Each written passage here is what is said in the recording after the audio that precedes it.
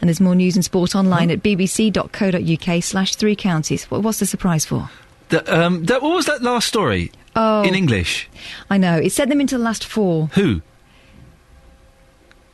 Sorry? Were you just pretending? Chelsea. Were you pretending you weren't there? Chelsea, Rafa Benitez. They were behind, then they went ahead. Now they're through to the last 4. It's all okay. So you can relax about the football. I'm relaxed. Have you finished? BBC Three Counties Radio, usually first for news. Yeah. Yes, thanks very much. Oh, Christmas! Where did that come from? Listen to that. That's very Christmassy, isn't it? Merry Christmas morning. This is Iain Lee, BBC Three Counties Radio. It's good to have Catherine Boyle back. She'll settle in, don't worry. She was off having new teeth installed. They'll be fixed and fitted by the end of the show, I guarantee it. Lots coming up on the show this morning that I know you'll want to have yourself. Sorry, this is the first time I've heard this music. It's literally blowing my mind. Twas the last Thursday before Christmas. Lots coming up, including ageism in the NHS is stopping some older cancer patients getting the best treatment. Have doctors or nurses spoken to your relatives in a condescending way? Would you grass up motorists if you saw them chuck cigarettes out of the window? We'll hear why a Berkhamsted litter picker is fed up with drivers doing it where he lives. And if a theatre said that you couldn't take your child, aged 3 or under, to a pantomime, would you be upset or understanding? It's a pantomime, OK? The Hawthorne Theatre in Welwyn Garden City has banned kids 3 and under. 08459 455 555. You can text 81333, start your text 3CR, or you can go to the Facebook page and have a right old ding-dong. Facebook.com/BBC 3CR. BBC Three Counties Radio. There we go. Now, ageism in the NHS is stopping some older cancer patients getting the best treatment. That's according to a survey published today by Macmillan. The cancer support charity spoke to oncologists, nurses and GPs and found almost half of them have dealt with a cancer patient who's been refused treatment on the grounds that they were too old. Nearly 2/3 said they'd heard health professionals speak to older cancer patients in a condescending or dismissive way. Well, Dr. Mike Ingram is a GP from the Red House Surgery in Radlett. Good morning, Doctor. Good morning to you. Is the NHS ageist? I think the NHS has always tended to be viewed as ageist. I'm not sure that that's true at the moment. I mean, the survey you quote obviously gives people the impression that's what the impression is by the people they ask. I don't think that the NHS... I think the NHS is working to stop being ageist, but there's no doubt that it has been in the past.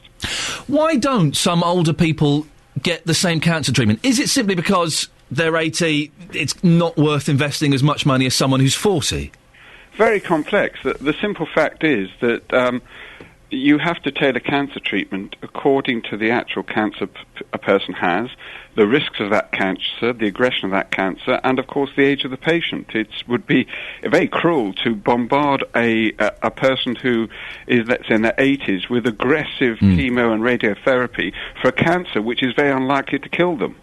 So it's more the physical aspects of what and cancer treatment, as we all know, can be very taxing. It's more the physical aspect as opposed to a financial investment. I think that my experience is that decisions tend to be made on the basis of the individual in front of them. Certainly the oncologists who look after my patients always seem to invest a great deal of time in trying to work out what is what they, in their professional opinion, is the best, and discuss that with the patients and their relatives, and help the patient make a decision of what pathway to go down. And certainly I've had patients in their late 80s who've had every possible treatment for their cancer, I think endorses the fact that we've moved away from this image of us of the medical profession tending to be using age as a criteria. It's part of the assessment of someone, as much a part of the nature of their cancer, the aggression of their cancer, and the harmfulness or harmlessness of their cancer.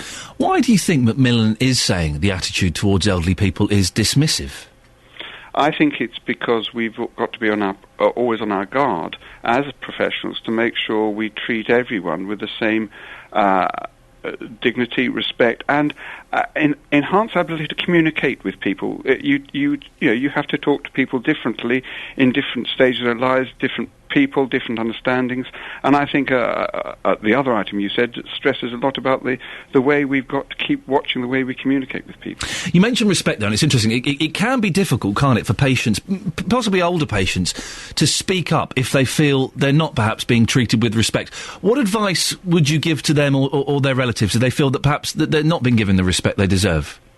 I think the simple fact is to highlight their discomfort at it, saying, look, I feel you're talking down to me, or you're not explaining things clearly, or, why are you looking at my daughter when I'm the patient? Things, simple things like that, reflecting it back, because however hard you try, there will be times, I'm sure all of us in our lives have had times when we perhaps communicate in a way that isn't the way we'd like to. Doctor, going off on a slight tangent, it would be amiss of me not to address a doctor about this. This winter vomiting bug, 1 million people are going to get it. Have you seen loads of cases of it? Well, what we've got here is not so much the vomiting bug. Thankfully, I think people are staying home with that. But there's an enormous amount of people who've just got a particularly aggressive, nasty virus that is giving high fever in children. I think GP surgeries have been absolutely swamped this week. Fortunately, not by vomiters, certainly in our area, yes. but with people with this aggressively nasty viral sore throat for which we can do nothing. But I'll tell you, I've never seen so many people in a week as I have this week. Really? Yeah, it is. Well, wow. I'm not sure if it applies to the whole of your listener area, but certainly if you want to see packed waiting rooms, come down to South Hertfordshire. It sounds like an attractive proposal. I'll say no, Doctor. Very quickly, what's the best advice if you've got something like that? Just stay at home, drink lots of hot lemon and honey.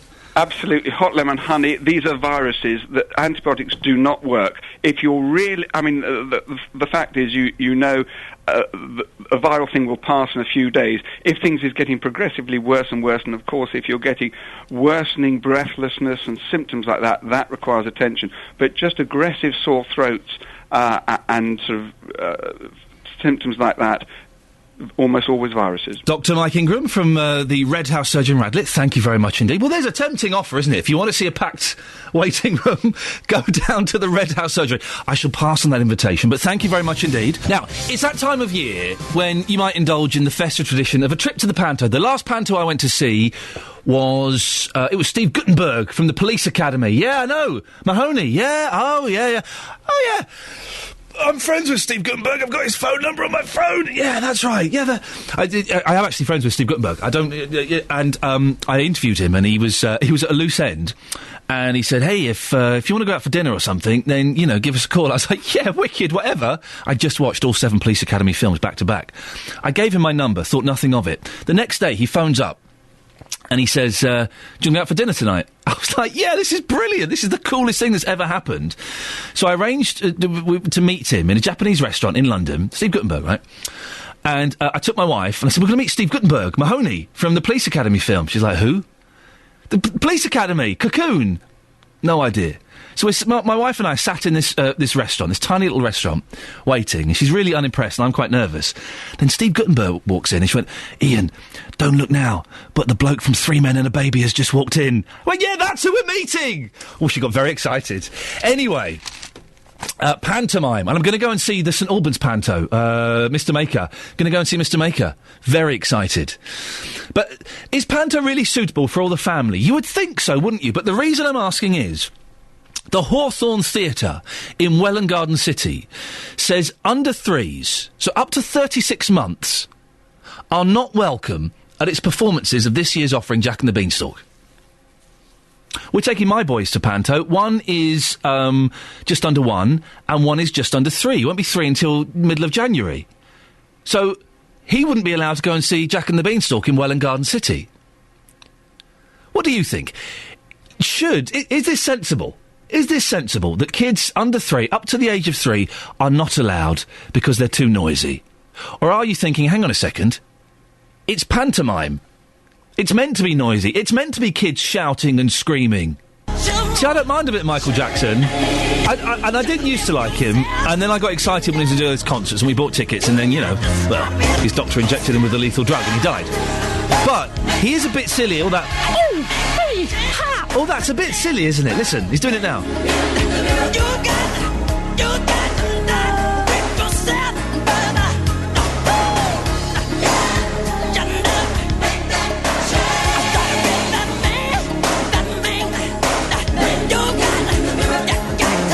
calm down.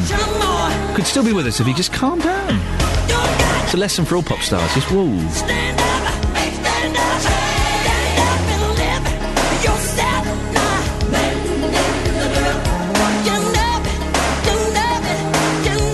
Goes on a little bit too long, perhaps. There we go. Thank you. Iain Lee, BBC Three Counties Radio. Go to the Facebook page, facebook.com/BBC3CR. What we're talking about is posted up there. And it's kind of good because you can go on there and put your comments, and someone will come on and agree, which is great, and then someone will disagree, and then you can have a little bit of an argument. It's good fun. Facebook.com/BBC3CR. Play nice, no swears, nothing particularly offensive, but you can have an argument. Go for it. An independent report into the alleged abuse of 15 vulnerable men at the Luton and Dunstable Hospital has highlighted similarities to the Jimmy Savile investigation. Hospital worker Amit Mohabir from Butley Road in Luton was accused of carrying out the crimes on the stroke ward between 2008 and 2011, but took his own life before his trial. He was said by staff to be competent and well-liked, according to the report, and enjoy a positive reputation, like Jimmy Savile. Independent chair of the Joint Safeguarding Group, Professor Michael Preston-Shute, says this good impression may have made it difficult for the hospital to ask the right questions. We know from other serious case reviews in relation to children and families and in relation to vulnerable adults that if individuals or organisations lose a sense of curiosity, then they are running dangerous risks. But as we also know, it's human nature that when you think you are working with somebody that you can trust, who is well liked, who is apparently doing good work, it is very difficult then to ask the curious questions. But we have to be eternally vigilant. I think that's one of the clear messages in this case and in the Savile case and in, sadly, some other serious case reviews.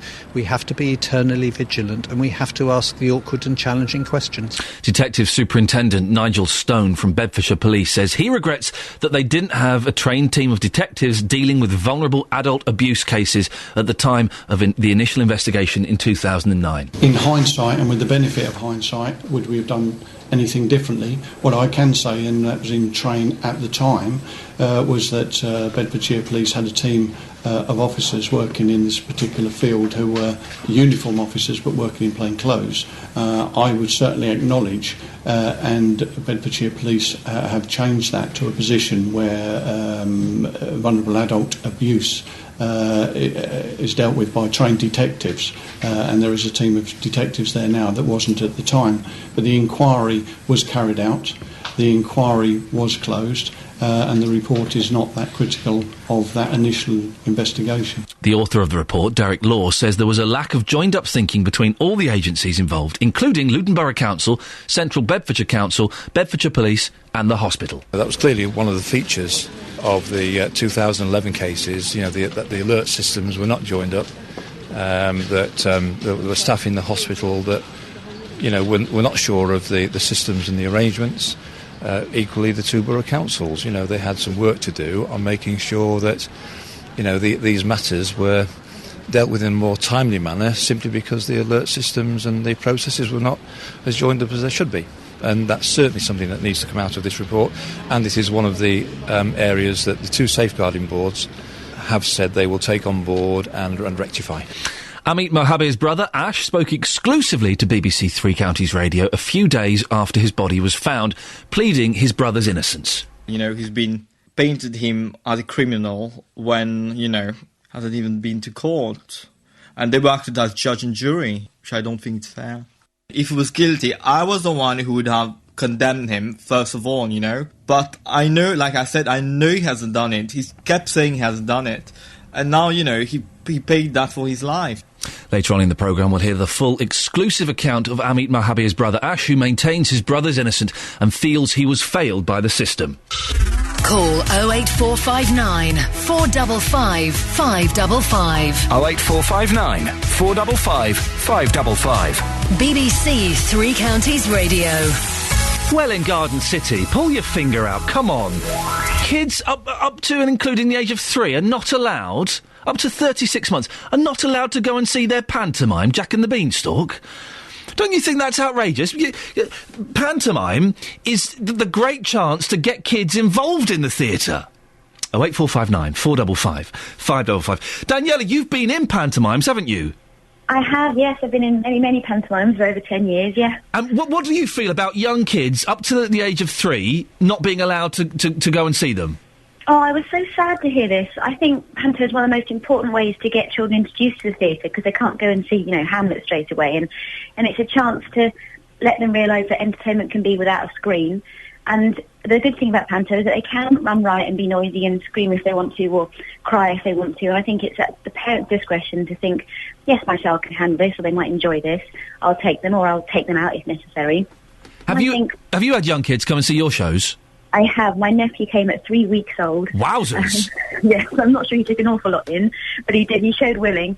And then he came again last year when he was 1 year old, and he absolutely loved it. He didn't cause a fuss. He took everything in, found it a bit weird that his auntie was singing at him, but I do that at home, I guess. So I just think it doesn't really matter how old they are, and he absolutely loved it and goes to theatre quite a lot now, despite only being 2 years old. But that's all under 3, and they take it in. It's designed for children. I think there has to be a sense of responsibility. I think if you took a baby and the baby started screaming, doing that proper baby screaming, yeah, then it might be appropriate to go and stand out in the lobby for a little bit and just let the baby calm down, because that might not be great. But look, Joni Scott has just posted on Facebook. I find this incredible. Panto isn't really for toddlers. It can be quite scary. If there's enough demand, perhaps they should put on a special performance that's toddler-friendly. That's not right, is it, Daniela? Well, I don't think so. I mean, panto, of course, is scary, but then that's what the parents are there for, to explain it or to take them out. But also, children quite like the scary bits. Some of them, they like to scream their faces off and tell you to get out and boo at you. And I just think it's at the parents' discretion to see what their children can handle. And theatres, I don't think, are in a position to turn anyone away, because a lot of theatres make their yearly money from panto. So if you upset a few families, then you're missing out on, £60, £100 worth of tickets from a family of 4 or something. I love panto, and I love the fact that you get 2, 3, 4-year-olds shouting and screaming and laughing and shouting out at inappropriate moments. It's brilliant. That's what pantomime's all about. It's the best thing, and I tell you, from an actor's point of view, it's what keeps you going, because when you're doing 3 shows a day and you're exhausted and you're nowhere near your own family, if you see the kids having a brilliant time and lighting up, you think, well, that's what it's for. Daniela, thank you very much for coming on. There we go. She's been in pantomime. She welcomes them screaming and shouting. That's what it's about. Joni Scott on Facebook. If you want to disagree or agree with Joni, please do. Facebook.com/BBC3CR. Or, now that Daniela's gone, we've got a line free. That's your latest news and sport. More from me at 7 o'clock. You have young ones, don't you? I do. How old?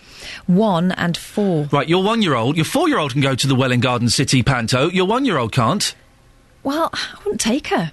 Sorry? I wouldn't take her. She wouldn't get it. She wouldn't sit still. She'd rather run about. So who's going to... Hang on a minute. Oh, all right, then. All right. So you take the 4-year-old. Who's going to look after the 1-year-old, then? Oh, people. There's always someone. Just people. Call 08459 455 555. 08459 455 555. BBC Three Counties Radio. The more I think about this, the angrier I am. What right of Welwyn Garden City saying that up to the age of 36 months and under, you can't... Oh, no, you can't go to the pantomime. No. So my boy can't. I can't take my eldest boy, who would love it. He'd love a bit of Jack and the Beanstalk. He can't go and see it now. Well, we'll go to St Albans and see Mr Maker instead, then. Your loss. Your loss indeed. 08459 455 555. Coming up in the next half an hour, a litter picker from Berkhamsted is urging you to report motorists driving company cars when they flick cigarette butts out of their windows. Well, Justin Dealey has been to meet him to find out why he's so furious about this. And the government has announced it will cut the spending power of councils in England by an average of 1.7%. Political reporter Paul Scoynes... Oh, that's what he does. Political reporter Paul Scoynes will give us the lowdown on what it means for you. On Facebook, facebook.com/BBC3CR, Barbara says, I thought panto was for children. I would have thought age 2 to 82 was about right. And Lynn in Hazelmere says, I think pantos used to be deliciously scary, but now there are far too many TV people. They spoil them. It should be family entertainment for all. Well, but there are always TV people in pantomime, weren't there? I remember going to see Babes in the Wood in Slough with Joe Brown. Joe Brown, yes, I know. Yeah, I know. Remember him? Some of you do, some of you don't. But they've always got... You want to go and see an EastEnder, don't you? You want to see a Mitchell... In a pantomime, gets people in. It's exciting. 08459 455 555. By the way, the meanies the Grouches, the Scrooges at Welwyn Garden City, you're more than welcome to come on the show and defend this ridiculous policy. 08459 455 555. 2-year-olds are completely able to sit in a theatre and enjoy a show. Shame on you if you think they're not. I've seen it. I've been there. Now, the government has announced it will cut the spending power of councils in England by an average of 1.7%. Hertfordshire County Council says it could be as high as £20 million a year. Announcing the decision in the House of Commons, the Communities and Local Government Secretary, Eric Pickles, said it was a fair settlement for councils. It marks a new settlement for local government based on self-determination and financial independence. A move from the begging bowl to pride in locality. It begins the greatest shake-up of local finance in a generation. Well, our political reporter Paul Scoynes has been number crunching. In fact, you were just telling me that most of the local councils... You've been telling the local councils how much they're going to be losing. How is that possible? Because the Department for Local Government, or Communities and Local Government, sent us the press release before they told any of the councils. Really? So we were able to forward that onto their finance officers, and they were going through their figures. So it's still very early days. Lots of the councils still haven't actually worked out what this is going to impact on them yet. What's the picture on our patch? Well, we think... And again, bearing in mind what I've just said, we think that these are the right figures. You told me off air this is a good guesstimate. It's a pretty good guesstimate. Okay. On the basis that I asked the DCLG if what I was doing was right, and they couldn't tell me I was wrong. So on that basis, I've gone away and done this. Okay. Now, Hertfordshire did give us a figure, and so all of the figures that I've calculated tally with what they've given us, and that was around 20 million quid. So that's going to be £20 million that they're getting in less spending power, if you like, the amount of money that they'll get from government. So that's £20 million less that they're going to have to try and work their budgets around. Now, on that basis, the figures I found for some of the big other councils, Milton Keynes losing around £2 million worth of spending power, Bucks around 7 million, Bedford around 3 million, Central Bed's a bit more, about 3.3 million. And it's not bad for all councils. So some of the urban areas look like they're increasing a little bit. Luton has had a very minor increase in spending power for around 0.6% of its budget from government, which is around £1 million. Aylesbury Vale District Council had a 3% increase in its spending power, which equates to around 660,000. You're throwing this phrase spending power around. What does that mean exactly? Well, I'm using what the government's termed there. So it's not... I mean, it's difficult, because what you would normally say is a big grant, and that's what they get. But they're including a lot of other figures in this spending power term, which includes council tax business rates, which they've changed the way they do their business rates. So councils used to be able to get a bit more, and now they've capped it at a maximum of 50%. So it used to be, if you were in a deprived area, perhaps, you could claim that a bit more of your business rates back, but they've capped it now at 50%. There's extra money as well for social care, for the NHS, and a bit more to freeze council tax, which they're asking councils to do again. However, there's lots of councils in our patch who aren't going to do that, because they say it ties them in to spending for a certain way. So Milton Keynes Council is going to put its council tax up by 1.95%, which is just 0.5% under the amount that they would have to then call a referendum. Wow. Okay. If they took it any higher. So that's they're having to sort of make adjustments. Plus, council tax benefits, the money that they give to their council taxpayers to try and ease the pressure a little bit for the poorest in society, are also being cut by 10% next year. So savings have to be made. How are they going to do it? Well, alongside this, Ian, they've the Communities and Local Government Secretary Eric Pickles has released this document. You're waving a pamphlet at me. 50 ways to save. Examples of sensible saving in local government. Doesn't sound quite as exciting as 50 Shades of Grey, but okay, doesn't. It has potential. That's, see what they've been trying. What are the tips on saving then for councils? Well, he said councils, I mean, sensible stuff like merging back offices. They could save over £2 billion a year. If they collected unpaid council tax, that would save another £2.4 billion. He also said things like hot desking, so sharing your computers, opening up a pop-up shop in a reception, so you could charge the shop a little bit of money. So if you had a council canteen, get rid of that and bring in a private contractor. Oh, it sounds like you're going to make pennies off that. Stop spending money translating council documents into foreign languages, and stop serving mineral water at meetings. Well, that's not a bad idea. Yeah. Council pop, that's what you need.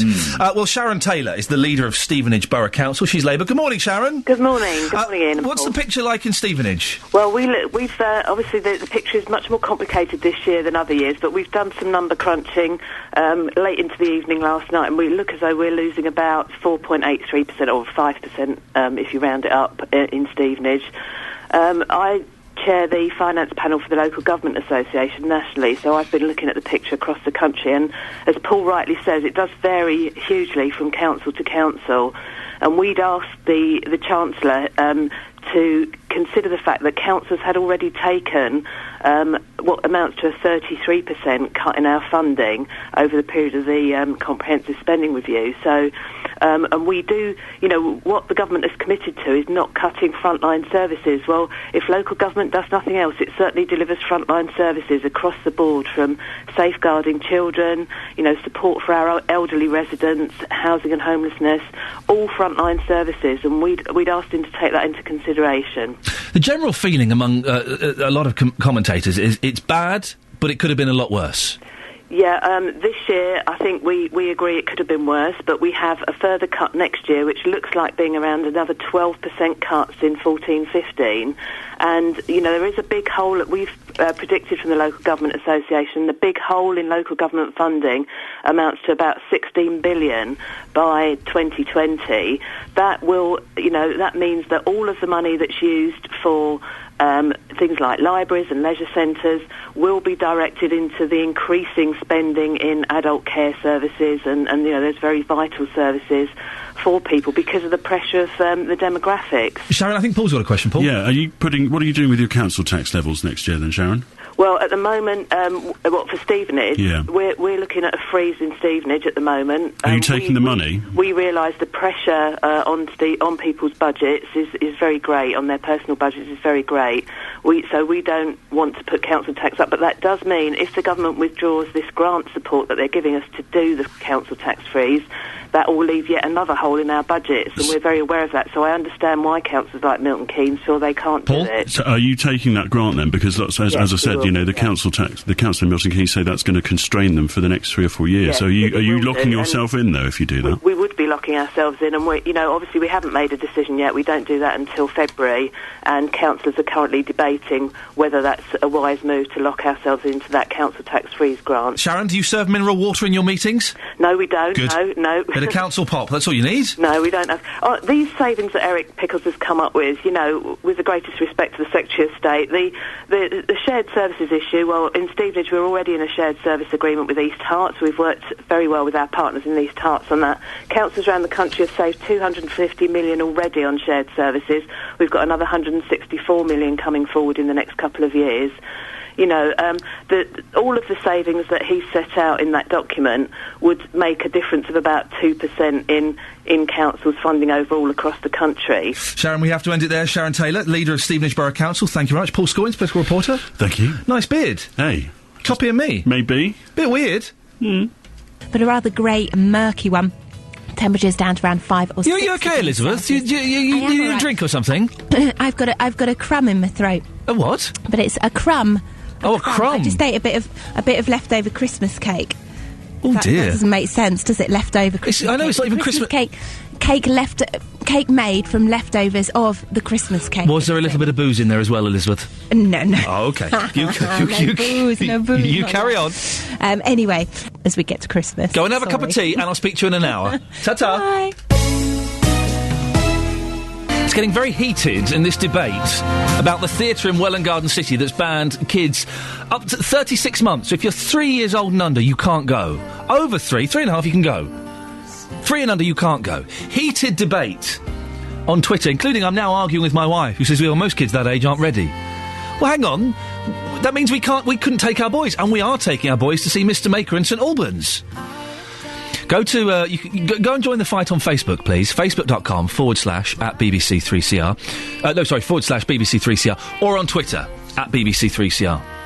It's a right old ding-dong. And something else, it's Christmas. Why are we doing all these things that are going to get people angry, for goodness sakes? This one's going to get people angry as well.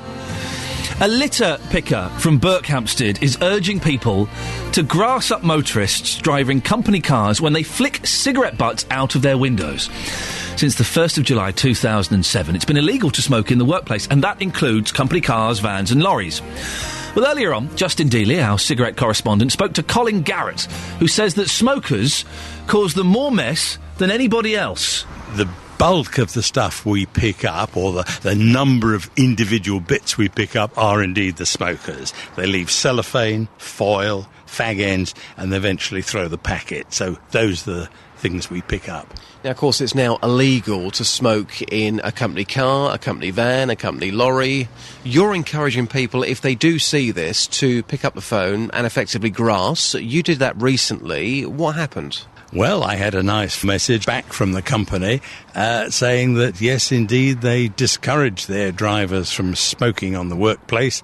They realised it was an offence to drop litter, and, yes, indeed, they would have words with the driver. And you saw this on the high street here in Berkhamsted? Yes, I was parked right behind him waiting for the traffic lights. I saw the driver throw a fag end out of the window. I just happened to notice the name on the back of the van and remembered it until I got home, and then got in contact with them. And when you saw that person flick that fag end out of the car, just how angry did that make you feel? Just despairing. God, there goes another one. There are just too many people who just don't care. I think with smokers, it's a built-in reaction. They drop it wherever they happen to be or flick it out of the window. Do they really do that at home, do you think? And you say, here we go again. Despite the changes in the law, people are still doing this. Yeah, the trouble is they rarely do it where somebody will pick them up on it. You know, you don't do it under the eyes of a policeman or PCSO. So you're trying to clean up Berkhamsted, but the message right the way across Beds, Herts and Bucks is you're encouraging people, if they see this, just do what you did, pick up the phone and tell the company, grass them up.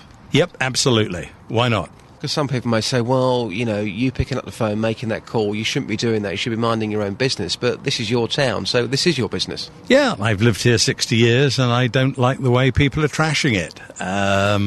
So that's why I decided to do something about it with the litter collection in the first place. And how many volunteers have you got here in Berkhamsted picking up litter who don't get paid a penny for doing so? At the moment, we've got 97, and hopefully it will be over the 100 next year. You see, I find that incredible. What's the buzz for you? Because you're picking up somebody else's rubbish. What do you get from this, Colin? Well, first of all, we get a nice clean town. I mean, most people are doing their own street. So that means they walk out of their front door, down the street into town or wherever they're going, and the street is tidy. It is not nice walking down to town and in other people's rubbish.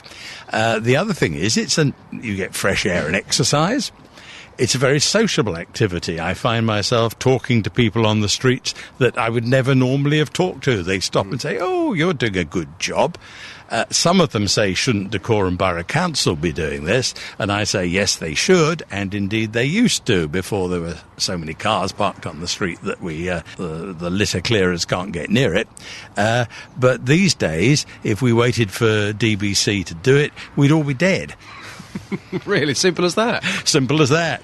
You're effectively doing their job for them, though, and you're doing it for nothing. Absolutely. Why should you? Well, I agree.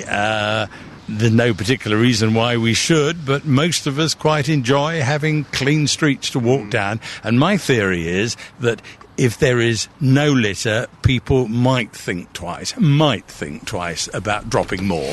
It's our fag correspondent. I hate the word fag and fag butts. I don't know why. Justin Dealey speaking to Colin Garrett. Well, later on in the programme, we'll be speaking to a gentleman who believes that smoking in the car is actually good for you. And it promotes concentration. And the NHS Luton Public Health Programme Manager who, completely disagrees. Well, I guess the question here is, should people be allowed to smoke in their work car if no one else is in it? Or has the government gone out of control banning this? What do you think? If you drive a van or a work car, do you smoke in it? Even though you're not allowed to, it's now considered to be the workplace. 08459 455 555. And do you agree with this bloke, Colin? He says throwing cigarette butts out of the window is disgusting. What do you think? Well, come on, there are more important things to be worried about than a few fag ends on the road. BBC Three Counties Radio, first for news. Thanks for backing me up with the old pantomime bit there. Well, you're wrong.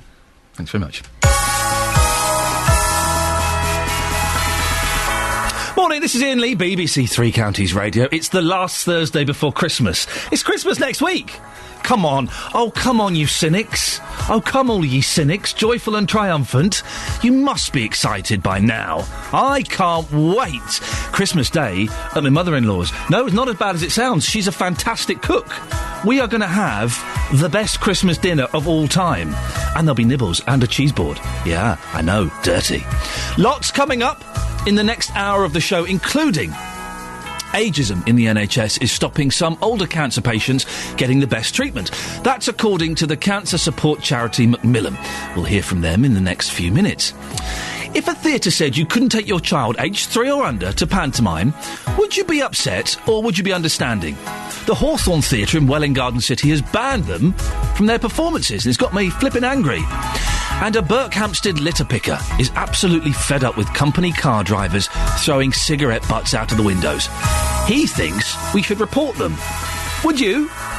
Lots of ways to get in touch. Facebook is a good place to have an argument with the other listeners. Facebook.com/BBC3CR. You can send us a text, 81333, starting your text 3CR, or you can give us a call, 08459 455 555. BBC Three Counties Radio. Ageism in the NHS is stopping some older cancer patients getting the best treatment. That's according to a survey published today by Macmillan. The cancer support charity spoke to oncologists, nurses and GPs and found almost half of them had dealt with a cancer patient who's been refused treatment on the grounds they were too old. Nearly 2/3 said they'd heard health professionals speak to older cancer patients in a condescending or dismissive way. Well, Jenny Ritchie-Campbell is from Macmillan Cancer Support. Good morning, Jenny. Good morning. Is the NHS ageist? Well, I think what the survey that we've completed shows is that there are certainly examples of ageism happening. And by ageism, we mean people making assumptions about people on the basis of their age. And what we're calling for, as a result of what we've found in this study, is that we move to assessments rather than assumptions being made about people. So you think that older people are treated differently because people are making assumptions? Yes, we've also, as well as the survey results that we've highlighted today, we've been running pilots during the year with the Department of Health and Age UK, and what we found from those is that there is evidence that assessments are not being carried out on older people, and one of the calls that we're asking for is that a proper assessment of somebody's mental and physical well-being is done. Such assessments do exist. Geriatricians use them, but they're not systematically used in the cancer field. A lot of cancer treatments, of course, are quite aggressive, aren't they?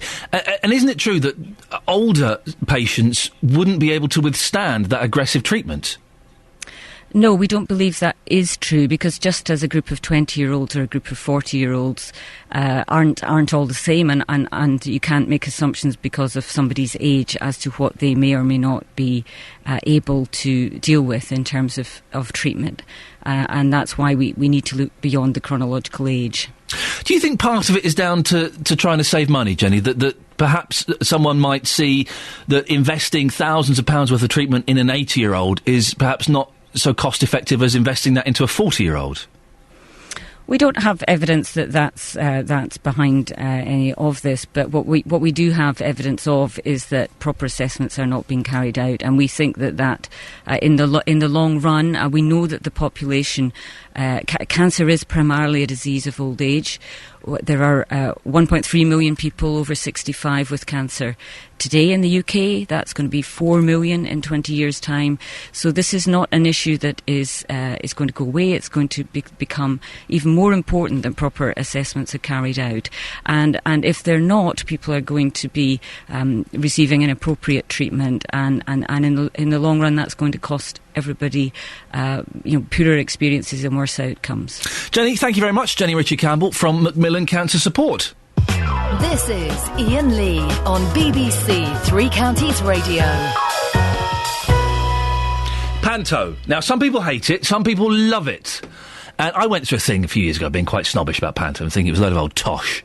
Ridiculous nonsense. But it is ridiculous nonsense, but it's a lot of fun, isn't it? It's great fun. You get to go, you get to make a lot of noise, you get to shout, you'll probably see someone off the telly. I saw the Fonz once. Saw Fonzie in pantomime. And Fonzie, I spoke to someone who's working on it. Fonzie was very reluctant to do anything that kind of alluded to the Fonz. He wanted it to be, I think he was playing Captain Hook and he didn't want to mention the Fonz. And one day his co-star said, look, just go out, give the thumbs up and do an A. Right, and see what happens. So he went out and went, E. The place went mental. Fonzie kept it in. But is panto suitable for all the family? The Hawthorne Theatre in Welwyn Garden City says under threes are not welcome in its performances of this year's offering Jack and the Beanstalk. Well, what do you think? If you couldn't take your child to panto, would you be upset, or are you breathing a sigh of relief and going, oh, thank goodness for that? Well, we'll book tickets. We'll go and see Jack and the Beanstalk now. There won't be a lot of kids shouting and screaming.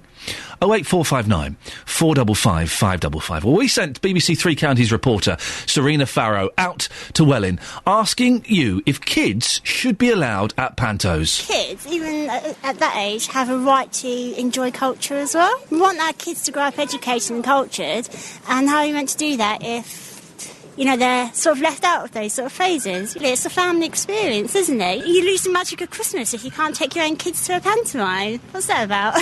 Yeah, my kids are pretty noisy. Are they? Yeah, they're horrendous. Oh, so would you kind of leave your kids at home? You wouldn't take them to the cinema or anything? No, probably not.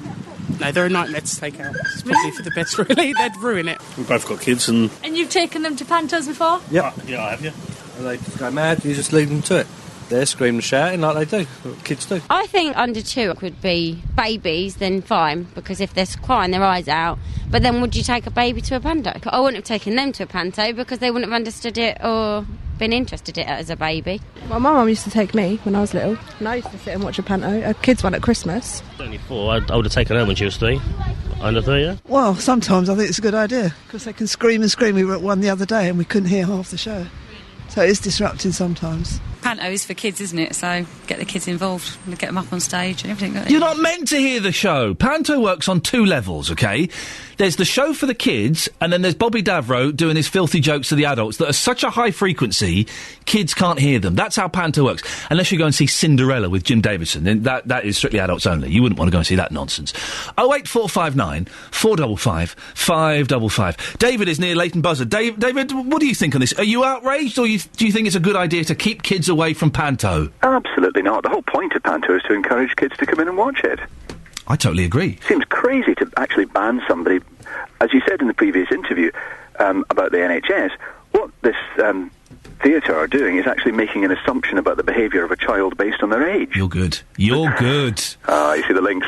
When was the last time you went to a panto, David? About 18 months ago. Okay, and did you... Milton Keynes. Did you take kids with you? Did you have young people? My kids are now older, right. But certainly when my wife was in pantomime in Radlett, we took all 3 of my kids when they were, I think, 6, 5 and 3. And I bet they loved it, didn't they? They behaved impeccally. Did they? I say they loved it. Did they not think... What role was their mum playing? She was the fairy. Oh, OK, that's not so bad. But did they not think it was weird? Did they not go, what's mum doing up there? Why has she got wings on? Well, no, they'd been through a lot. I mean, we had said, this is what's going to happen. Right. It will be noisy. Mummy will be shouted at by, the bad guy. Don't worry about it. It's all a game. It's pretend. The whole idea of live theatre is that it's there in front of you. Of course people will talk. Inevitably people will make noise. In fact, it's actually a measure of the success of the pantomime if people are reacting. King Rat comes on, or the bad guy comes on. You want people to scream and shout and boo and hiss. There are some grumps, David, and I'm not going to name names, but Catherine Boyle, our newsreader, is one of them, and I've gone right off her this morning, who says, you shouldn't take 2-year-olds to the pantomime because they'll get upset and it's disruptive. And I mean, good parenting would be if you take a kid and they get really upset and they're screaming and crying, and you take them out into the hallway and you let them calm down and then you bring them back in. That's obvious. But you're right. Kids don't. There is a snobbery around theatre and performance, and this is a great way to kind of get rid of that and get young people to sit in a proper theatre and watch a show. Yes, indeed. How will they ever learn unless they try it once?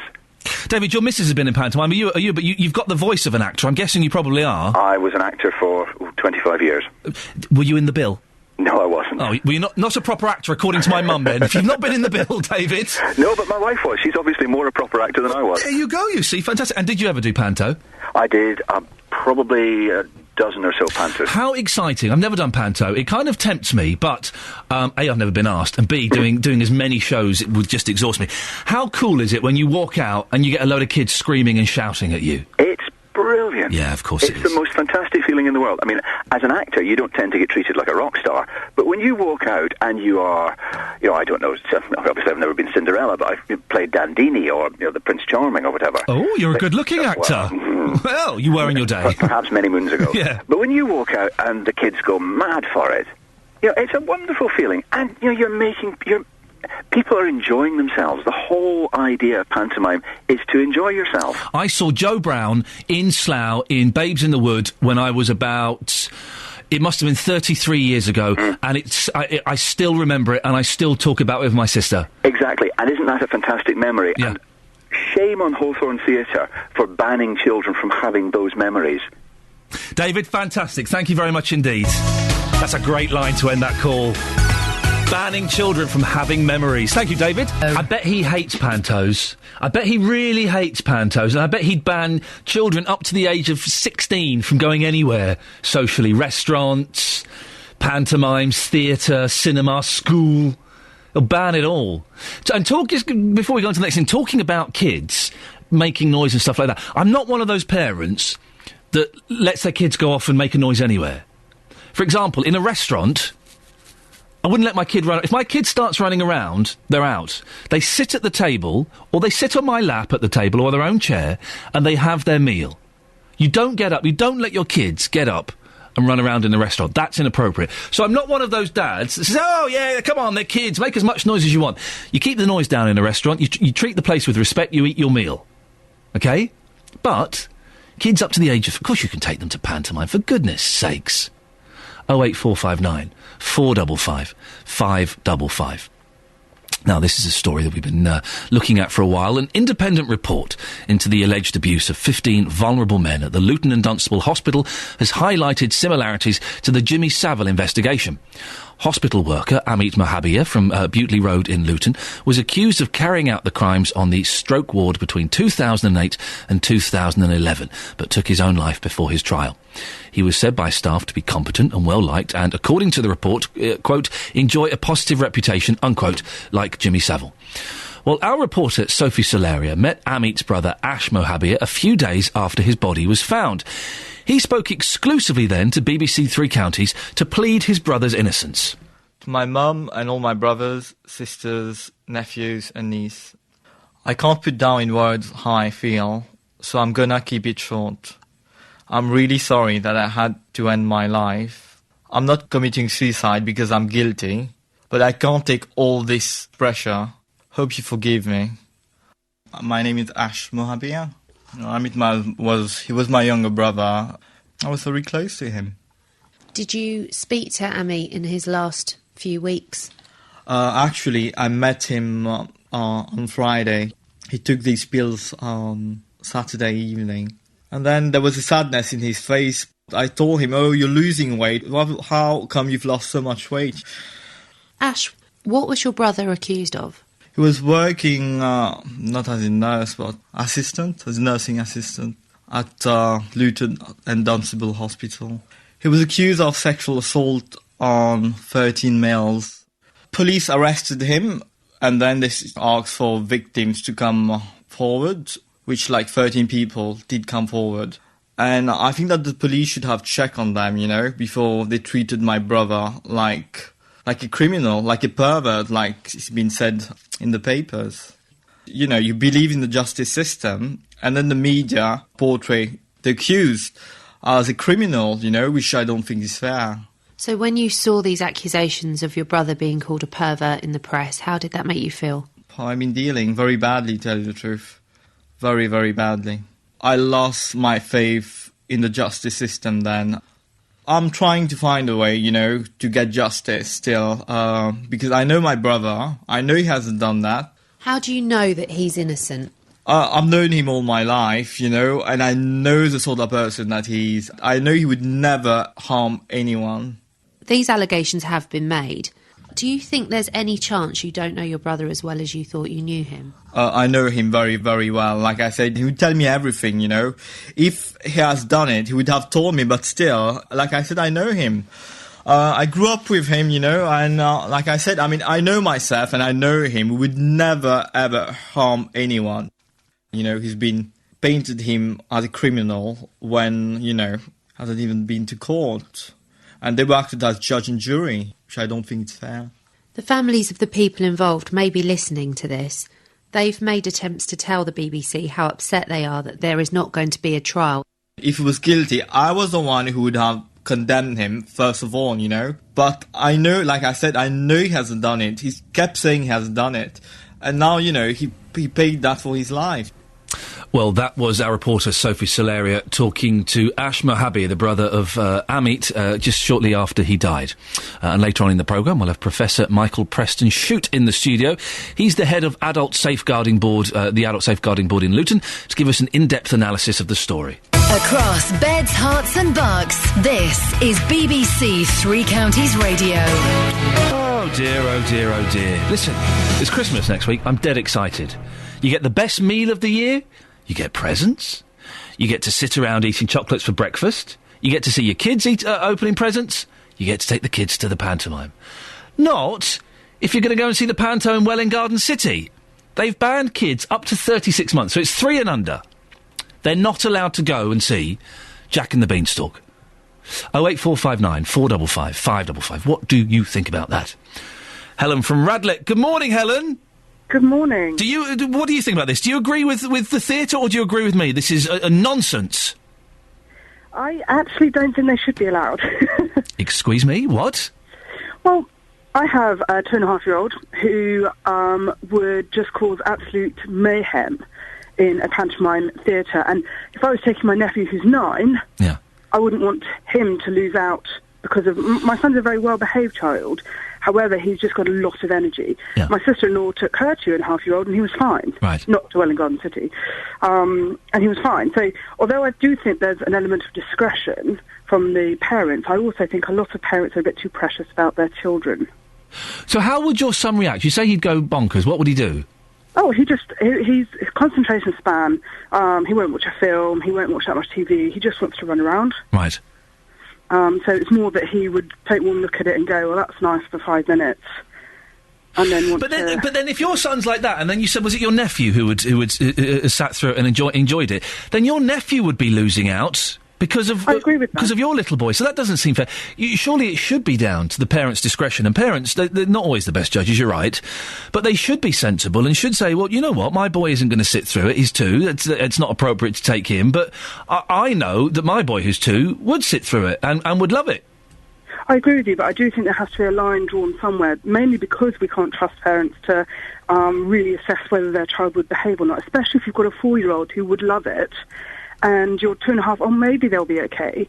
But a lot of people, I just don't think, are too aware of other people. But then where does it stop, Helen? Because I know some 4-year-olds are right little so-and-sos, you know, who couldn't sit. I know some 6-year-olds that couldn't sit through an hour and a half pantomime. So should we just ban all kids under 8, just to be safe? No, I think there is a point where a greater number of under 3s would misbehave than a greater number of over 3s. Obviously, not on your birthday you become better behaved, but more that there are fewer 6-year-olds, 4-year-olds, 8-year-olds who will misbehave in that kind of way to ruin it for others. When was the last time you went to a panto, Helen? Well, it was a while ago. Was there anyone famous in it? No. Well, actually, I'm not from Radlett, I'm from Rickmansworth. Okay. And we get quite a few famous people in our local panto. Do you get, EastEnders and stuff?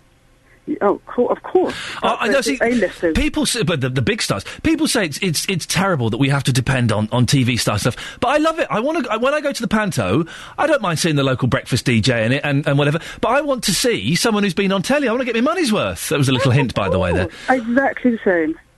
I think, if they are on TV, just add, especially if they're in a serious role, it just adds a lot of comedy to it. Seeing the Fonzie up on stage in Wimbledon, it was about 4 years ago. The Fonzie up on stage was the coolest thing ever, Helen. Yeah. Thank you very much. 08459 455 555. Now, she says there, her boy is 2 years old, wouldn't be able to sit still in the pantomime, very restless, bit energetic. Well, that's fair enough. Don't take him. Her 2-year-old nephew has been to the pantomime and loved it. It seems a little bit unfair, doesn't it, that some kids will lose out on what is an amazing experience. I'm taking my boy to see Mr. Maker in Stevenage. Going to love it. And the very fact that Mr. Maker is in a pantomime, Mr. Maker is watched by kids, I would say, my boy was watching them from 18 months onwards. So, you want kids to go because you've got a kids' TV star. A lot of people arguing on Facebook, facebook.com/BBC3CR. Or you can tweet at BBC3CR. Natalie has tweeted, it's ridiculous. Aren't pantomimes meant to be for families? To be honest, under threes probably won't get it, but it's up to the parents to decide, surely. 08459 455 555. Shall we have a quick look at the front pages of some of the newspapers? By the way, tomorrow's show, we'll be doing some serious... Well, there will be some serious stuff, but it's the last show, the last day of term. The rule is, you're allowed to wear mufti, and you can bring in games. You can bring in games, team, so if you want to bring in a Spectrum, or if you want to bring in some board games or something, do that. I might bring in some Uno cards, have a game of Uno. Sweet, we're in. I'm trying to persuade Catherine Boyle to come down and hang out with us, although, since she disagrees about this whole pantomime thing, I've gone right off her. Right off her. The Daily Telegraph. BBC chiefs survive Savile fiasco. An inquiry into plot to oust Mitchell. The Guardian. BBC incapable and chaotic in Savile affair. Executive resigns and 3 others are moved after damning report on crisis. Let's have a look. The Independent. There's a thing about Instagram. Instagram is they can sell your photos for adverts. Why would they want to sell a picture of my mum that's made to look like it's from the 1970s? Why would they want to sell that? How much money are you going to make from that? Yeah, go for your life. The truth will come to light. Hope for Hillsborough families and less than half-back Osborne on benefits. George Osborne has failed to win the support of the majority of the public for his decision to squeeze most state benefits, according to a survey. The Times. Hillsborough parents win battle for new inquiry, and Tories challenge lie in police log on Mitchell. The Daily Express. Oh, look, arthritis drug beats dementia. Wow, another made-up medical story from the Express. Drugs used to treat arthritis were hailed as a potential new method to fight Alzheimer's by experts last night. I warn you now, it's been tested on mice. It won't be available for 10 years if it works. I don't even need to read the story to tell you that. The Daily Mail. Victorious, 2 great results from your campaigning newspaper. Children will be protected from online porn, and Arctic convoy heroes will get their medals. And The Sun, a young man has had a tattoo. Really, I don't need to know any more than that. Sophie Tyler, BBC, 3 Counties Radio. Sophie, can I apologise for the abuse that you're getting on Twitter this morning? Me? I haven't even noticed. Well, OK, I apologise for the abuse, and I apologise for the fact that I retweeted it. Oh, no. Ewan Huzami says... Oh, I see, that's clever, well done. Don't you think Sophie Tyler sounds like she's permanently hungover? No. Well, I have... It behooves me to ask the question, are you hungover? No, I'm actually not. I'm actually not. The implication is that you are most other mornings. How many mornings a week would you say you are a little bit hungover? Not many at all. Sophie, thank you so much. Laura looks disgusted, my producer, shaking her nose. Thank you very much, Sophie. I apologise for that. Call 08459 455 555. 08459 455 555. BBC 3 Counties Radio. Lots on the show this morning, including in the next 30 minutes, a litter picker from Berkhamsted. Berkhamsted is urging you to report motorists driving company cars when they flick their cigarette butts out of their windows. If you saw a driver throwing rubbish out of the window, what would you do? I've got a friend whose wife goes up to people in their cars and says, excuse me, I think you dropped this, and chucks it back in. She did it to some big, massive, burly bloke. And my friend is going, oh, no, please don't do it. She went, excuse me, I think you dropped this crisp packet. And because it's a woman, they tend to go, oh, right, yeah, sorry about that, love. If it was a bloke, you'd be told to get knotted. What do you do? Or what would you do if you saw a driver throwing rubbish out of the window. 08459 455 555. And if a theatre said you couldn't take your child aged 3 or under to pantomime, would you be upset or understanding? It's dividing opinion this morning. The Hawthorne Theatre in Welwyn Garden City has banned kids 3 and under. 08459 455 555. On FM, AM and online. BBC Three Counties Radio. Now, this is something. A litter picker from Berkhamsted is urging people to shop on the motorists driving company cars when they flick cigarette butts out of their windows. Since the 1st of July 2007, it's been illegal to smoke in the workplace. That includes cars, vans and lorries. Earlier on, Justin spoke to Colin Garrett, who says he's reporting drivers because he's fed up with it. I was parked right behind him waiting for the traffic lights. I saw the driver throw a fag end out of the window. I just happened to notice the name on the back of the van and remembered it until I got home and then got in contact with them. And when you saw that person flick that fag end out of the car, just how angry did that make you feel? Just despairing. God, there goes another one. There are just too many people who just don't care. I think with smokers, it's a built-in reaction. They drop it wherever they happen to be or flick it out of the window. Do they really do that at home, do you think? So you're trying to clean up Berkhamsted, but the message right the way across Beds, Herts and Bucks is you're encouraging people, if they see this, just do what you did, pick up the phone and tell the company, grass them up. Yep, absolutely. Why not? Justin Dealey has been speaking to lorry drivers on the A5 this morning. Morning, Justin. Hello, Ian. I love that package you did there with the gentleman. And I love the way you asked the question as though you're on Newsnight. So, when you saw someone chucking a fag butt out of your car, how did that make you feel? Have you not seen the new BBC guidelines? Oh, no, I haven't. I probably should have a look. Whereabouts are you and what's going on now? Well, I've been talking to lorry drivers on the A5. Now, they say to me this morning that they see people flicking cigarette butts out of vehicles all the time. A few moments ago, I spoke to Kevin. Now, Kevin, first of all, you don't smoke. It's illegal to smoke in your lorry, but you see other lorry drivers who smoke in their vehicle all the time, don't you? I do, unfortunately I do, yeah. And not only does it give a bad image to truck drivers, like you said, it's illegal as well. It's absolutely disgusting and it's stinking. And there's nothing worse than having to use a lorry that's being used by a smoker, and you have to drive along for the whole morning or the afternoon with the windows down and the vents on, because it's absolutely just disgusting. The smell of it, it's sickening. But why are they doing this? It's against the law. I have no idea. People do all sorts of things which are against the law, and perhaps the habit is stronger than the punishment. It would be my guess, but I think it's completely wrong. It's absolutely wrong, and then they don't think of other people. Someone else will have to use that lorry after them. Yeah. You know, a good example actually would be yesterday. I went to pick up a lorry yesterday in the yard back at the depot, and there was cigarette butts on the floor of it, and you could the whole inside of the lorry was absolutely stinking. The smell was absolutely acrid. It was horrible. Yeah, I find this incredible. We spoke to a litter picker earlier on. Yep. He's from Berkhamsted. He saw somebody in a work vehicle flicking a cigarette out of the window. He got straight on the phone. He grassed them up. Would you like to see all people doing that? I would, yeah. I mean, if you might not agree with the law, but at the end of the day, the law is the law. You know, and there are ways to change it.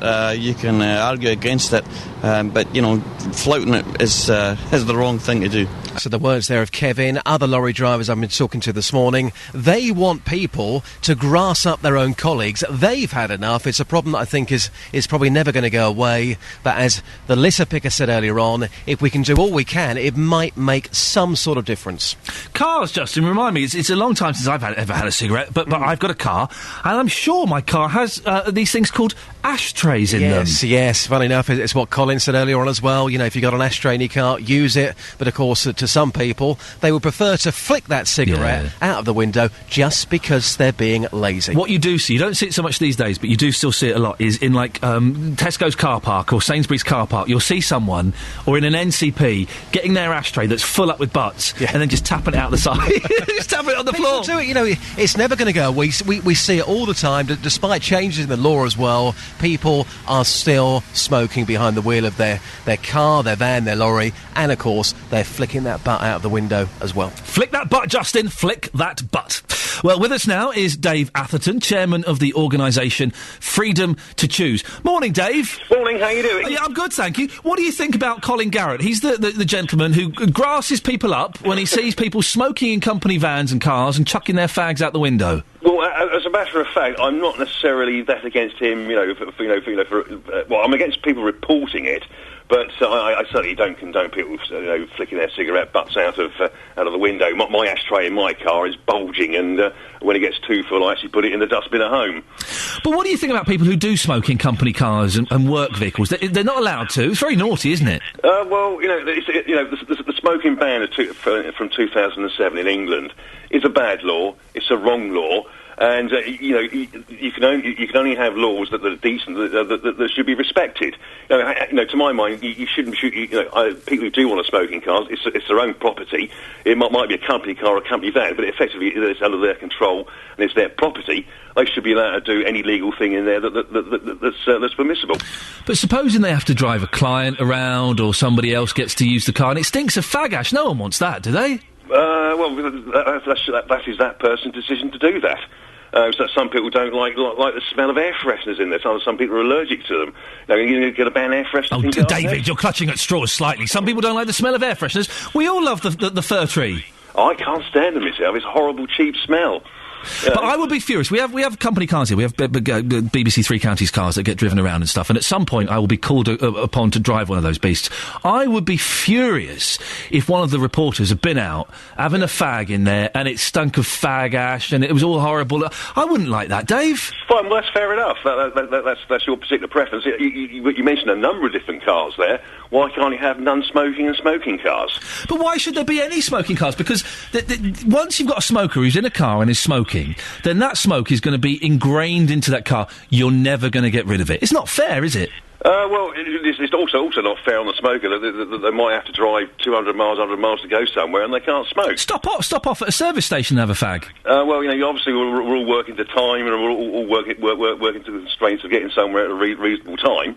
No, I think it really is quite unfair to completely ban smoking when you can offer people choice. Well, it would appear, Dave, that you are you want the non-smokers to compromise, but you as a smoker, you're not prepared to offer any compromise. Is that right? It's a case of I'm sure amongst ourselves, without having draconian rules, we can work out a reasonable compromise here. Surely, if you're talking about a number of different cars, 4 or 5 cars, in a pool, surely you have one designated as smoking, and the other 3 or 4 as being non-smoking. When you're out and about and you're going shopping or whatever, do you chuck your fag butts on the floor? No, this is where I have a certain amount of sympathy with this guy, because I also personally dislike litter. But saying that, I probably crisp fast food takeaway wrappers are far worse than cigarette butts. Also, people throwing their cans of Coke all over the place as well. I think that's far more unsightly than cigarette butts.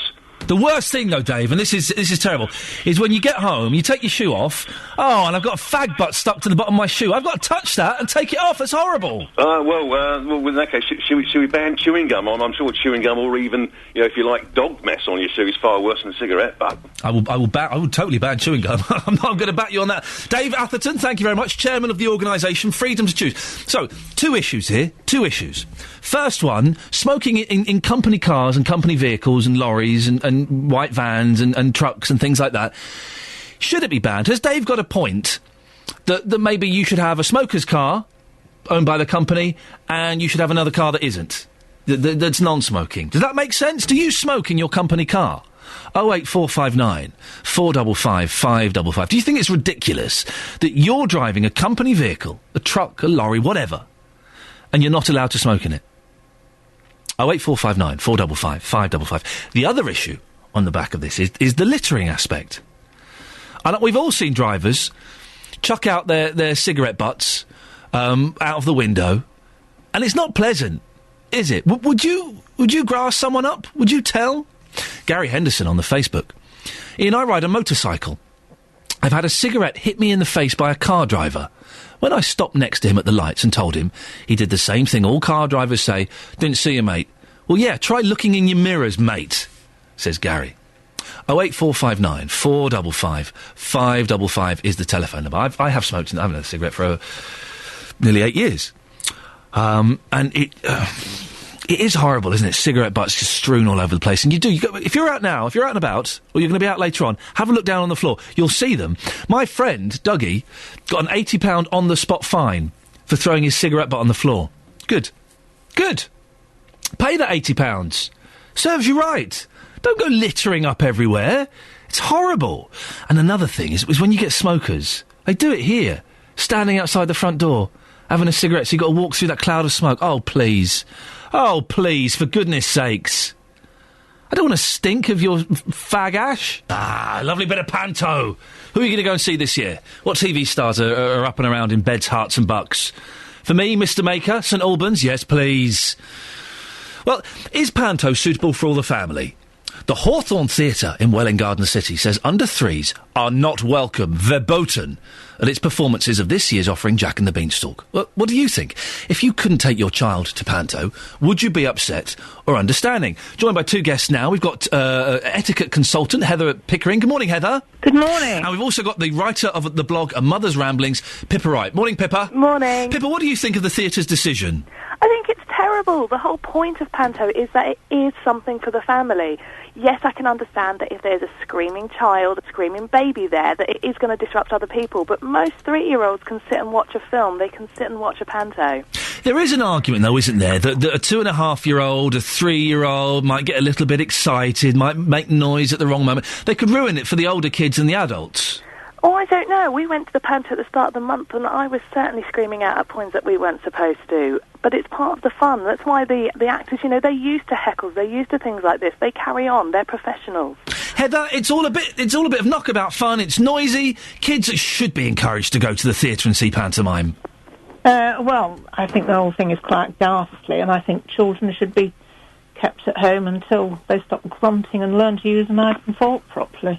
They wouldn't ever go out until they were in their early 20s. Well, absolutely right. Okay. Heather, are you seriously saying that kids shouldn't be allowed to go to the pantomime and shout and hurl things and get excited? Oh, no, behind you, all of that? Well, if you think of the origins of pantomime, I mean, they're mostly fairy stories, which reflect on the worst of human nature. They're not the innocent, cuddly stories that people think they are. And I think that they're too young to be taken out. I mean, I've never had children, and I haven't for years been to a pantomime, so I'm not really qualified to say. Well, I have been to a pantomime, and let's see what happens. Is you get someone from the telly, like Mr Maker, who you'd probably like, Heather, he's good, or someone like that, or the Fonz, and they come out, and there's lots of shouting, and there's a bad guy, and the kids all boo the bad guy, and they all cheer the hero or the heroine, and there's a song at the end, and it's wonderful fun. It's magical. Is it? Oh, it's absolutely magical, yeah. It would defrost even your heart, Heather. Would it really? Maybe not. Pippa. Yes. Well, do you know of any other theatres, Pippa, that have got this kind of policy of not allowing younger kids to go to pantomime? I have seen it advised for certain performances. There have been for some rather adult-themed plays that I've been to see. They do say, don't bring children under X age. We went and saw a show a couple of years ago, my husband and I, and we knew that we wouldn't take the children, even though it was based on puppets and things, and we thought, no, this isn't something for the children. Was that Avenue Q? It certainly was. Yeah, you don't want to take kids to Avenue Q, it's filthy. But we were quite shocked. We saw some children there that I actually knew that were 10 and 11. Oh, dear. And so, but their parents had agreed that they could go, and so we were shocked with that. But going to the panto, and yes, they are based on fairy stories, but there's always a moral. The good always wins. It warns the children that the world isn't as sweet and nice as parents sometimes make out. Heather, there's a moral. Kids are learning from these shows. They're learning right and wrong. That's what Aesop's Fables and the Brothers Grimm and all of these pantomime stories are really about, aren't they? Well, I think there's very little to do with the actual morals of the story in what I read of pantomimes. I mean, the whole thing is so distorted to take in, modern life and personalities that I think that the essence of the fairy stories has been lost. And yes, I think there's a lot to be said for fairy stories. but only in the pure form, not in the distorted form. Heather, what's wrong with taking kids out for an hour and a half of good old-fashioned entertainment? We all want to see Phil Mitchell dressed up as the bad guy. We all want to just go and have a laugh and just forget our problems for an hour and a half, don't we? Well, I think it's rather better to stay at home and listen to the radio. But the 3-year-old isn't going to... Yeah, listen, my boy listens to the radio a lot, he does, but they need more of a visual stimulation. They need experiences, don't they? Well, I think parents use those experiences to, to keep them quiet. Instead of spending time with their children and talking to them correctly, I think they just throw stuff at them. Pippa, you're just throwing stuff at kids by taking them out to a theatrical experience. I think that's rather a generalisation. I'm afraid that with children going to the panto, it opens up a whole lot of conversations. My son's he's 4, so he's been chatting to me about what he saw, and he's been telling me about the different things. He remembers when he first went. He was 18 months old the first time he went to the panto. And he remembers that? He remembers that. He remembers, it was someone that we knew in the panto, so he remembers seeing them dressed up. He remembers shouting at the baddies because the baddie was trying to get the goodies shoe and things like this. And so he remembers, and he's learnt now from the previous years and from other things that we do with the children what Christmas is about, because, they always have a mention. And it's about bringing the family together, but going out to the cinema, you're sitting in a dark room. Going out to the panto, you're sitting together, you're all joining in. You're shouting, he's behind you. You're shouting boo and hiss, as you say, at the baddie, who everybody needs to have in their life. And then, you have a chat on the way home talking about the bits that you did like, the bits that you didn't like. It allows the children to say, I didn't like this bit, it was scary. You can then address the child's fears. Heather, you're creating and building happy memories from childhood. Oh, well, I'm so glad. Do you have any happy memories from your childhood, Heather? Pippa sounds like an excellent parent. Doesn't she just? Thank you very much. I think you'll find, though, that most parents are exactly like me. They just don't know how to vocalise it. Bring up a goldfish, let alone a child. Heather, do you have happy memories from your childhood? No, not particularly, and I don't have children, so, I'm spared that. I have a few happy memories. How many? About 2, I suppose. Could you share one of those with us? I couldn't even think about it. It was far too long ago. OK, let's just go off on a slight tangent, because I want to open this up a little bit. Pippa, taking kids to restaurants, where do you stand on that?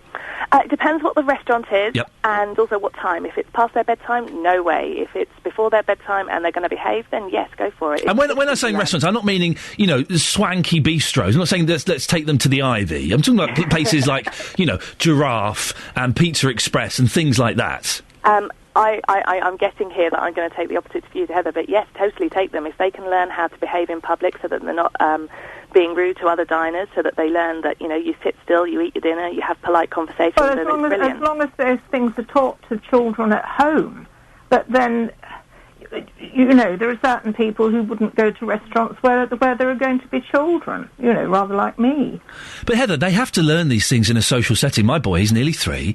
We go out to these places like that I've just mentioned, and he is learning how to eat and interact out in the real world in a social setting. I won't let him run around at a restaurant. That is because you're a good parent. I am an excellent parent. I've been to places where the parents are absolutely ghastly, and they just sit there and let their children do what they like.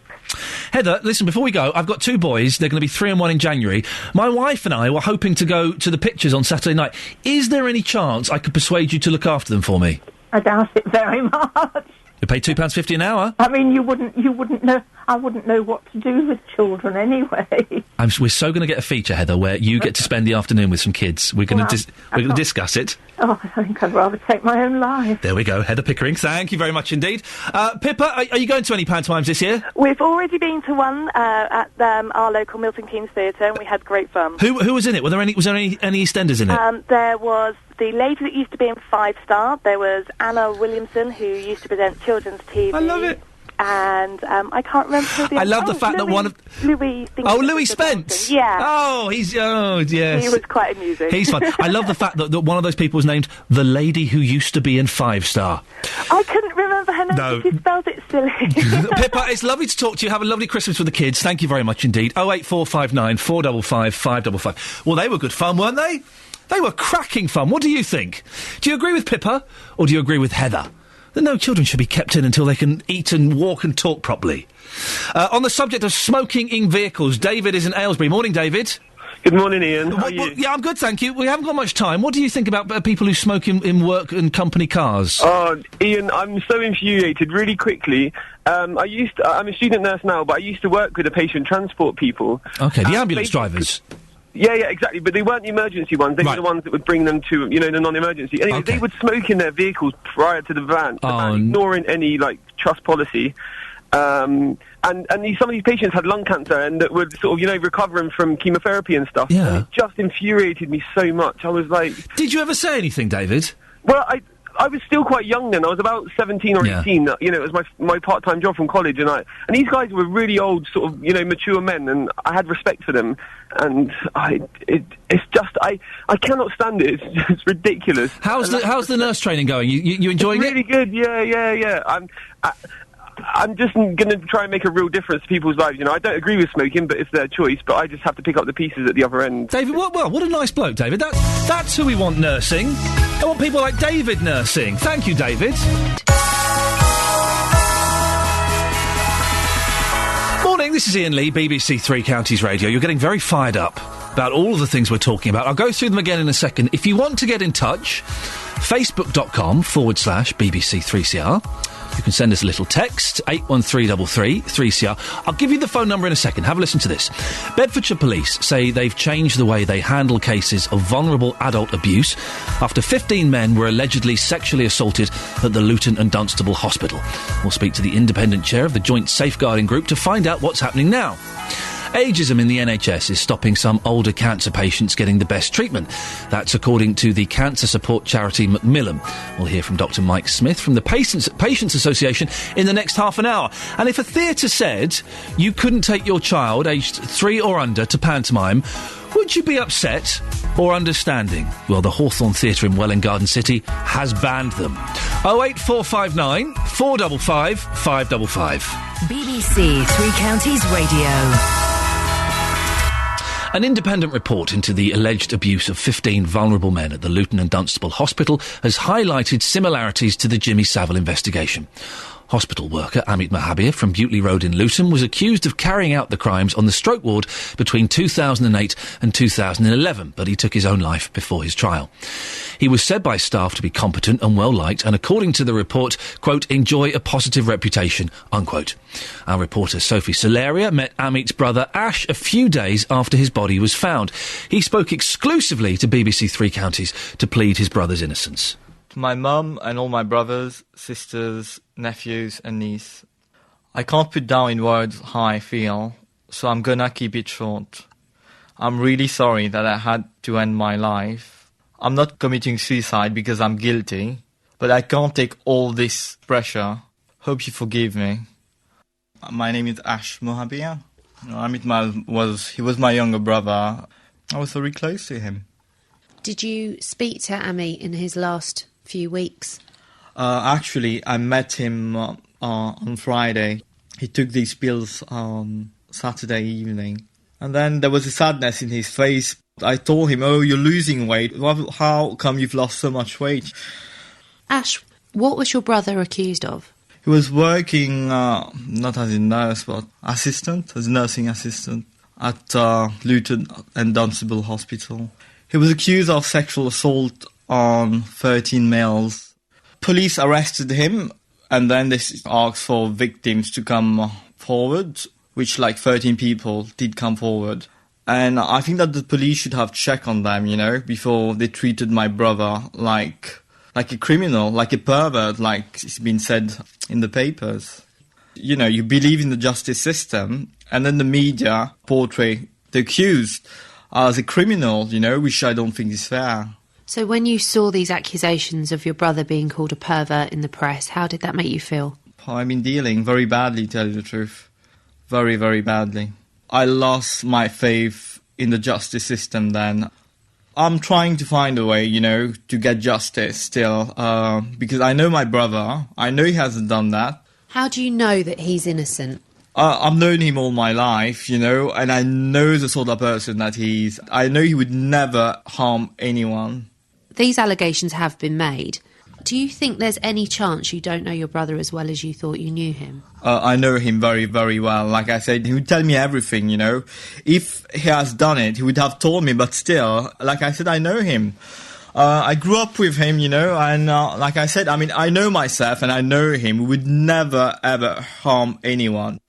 You know, he's been painted him as a criminal when, you know, hasn't even been to court. And they were acted as judge and jury, which I don't think it's fair. The families of the people involved may be listening to this. They've made attempts to tell the BBC how upset they are that there is not going to be a trial. If he was guilty, I was the one who would have condemned him, first of all, you know. But I know, like I said, I know he hasn't done it. He kept saying he hasn't done it. And now, you know, he paid that for his life. Well, that's our reporter, Sophie Solaria, talking to Amit's brother, Ash Mahabir, just shortly after his body was found. The independent chair of the Joint Safeguarding Group is Professor Michael Preston-Shute. Good morning, Professor. Good morning. Can you just explain what the Joint Safeguarding Group is? Yes, there are two local safeguarding adult boards that cover the three authorities in Luton, Central Bedfordshire and Bedford Borough. I'm the independent chair of the Luton Safeguarding Adult Board. Both those boards, given the seriousness of the events at Luton and Dunstable Hospital, decided to create a task and finish working group to commission an independent inquiry to oversee the delivery and then the publication of that inquiry, which concluded yesterday. This chat was very popular, and we're hearing that the Savile inquiries that are going on into hospital, that being popular and well-liked perhaps encourages people to maybe take their eye off the ball slightly. Do you think that's possibly the case here? I think it encourages a loss of a necessary curiosity about all professionals who work in healthcare, in social care, in the police force, in any occupation which is dealing with patients, service users, people who might be vulnerable or at risk. There is a very real danger that if you become complacent, if you lose curiosity about who might be working in these systems, then you are potentially running dangerous risks. It's hard, isn't it? Because when I go to the hospital, I've been for myself and for family members, you trust everyone, don't you? You do trust everyone. Yes, and you have a right to expect that when you do put your trust in people who have knowledge and skill that you are depending on, you have a right to expect that you will get the best possible care, the best possible treatment, with the best possible respect and dignity and choice. And the vast majority of people who work in health and social care deliver that day in, day out, often in very difficult circumstances. Unfortunately, not everybody does, and systems have to be as rigorous as they can be and as curious as they can be to make sure that these people are identified and are taken out of the health and social care profession. In this case, the first victim came forward in about 2009. Could more have been done then? We were very candid in the independent inquiry report and at the press conference yesterday that the more could have been done to explore how the hospital could have kept patients safe once the police had determined to close down the 2009 criminal investigation. Measures could have been put in place to for the benefit of the alleged perpetrator, but equally to make sure that patients on Ward 17 were safe. The police also have identified that the investigation, were it to happen now, would be done by detectives. That wasn't the case at the time. It was done by uniformed officers in plain clothes. So the police too have learned lessons from the way the 2009 inquiry was conducted, and the inquiry report spells that out in full. The report seems to suggest that it's not singled out any one organisation for criticism. It seems to imply there was a lack of joined-up thinking across the hospital, the police and the local councils. Is that one of the problems? I would say that today in 2012 the level of multi-agency cooperation both at senior level and at frontline practice level is actually very strong. Not that I'm complacent about it, but I think it is strong. I think there was in 2011 when the second series of incidents and allegations were made, I think there was a lack of clarity. The inquiry report is very clear about it. A lack of clarity about who should take the initiative. But once it was very clear that the alleged perpetrator in 2011 appeared to be the same person as in 2009, then the hospital and the police cooperated very closely together. A number of victims were identified, and as you reported, the alleged perpetrator was duly charged.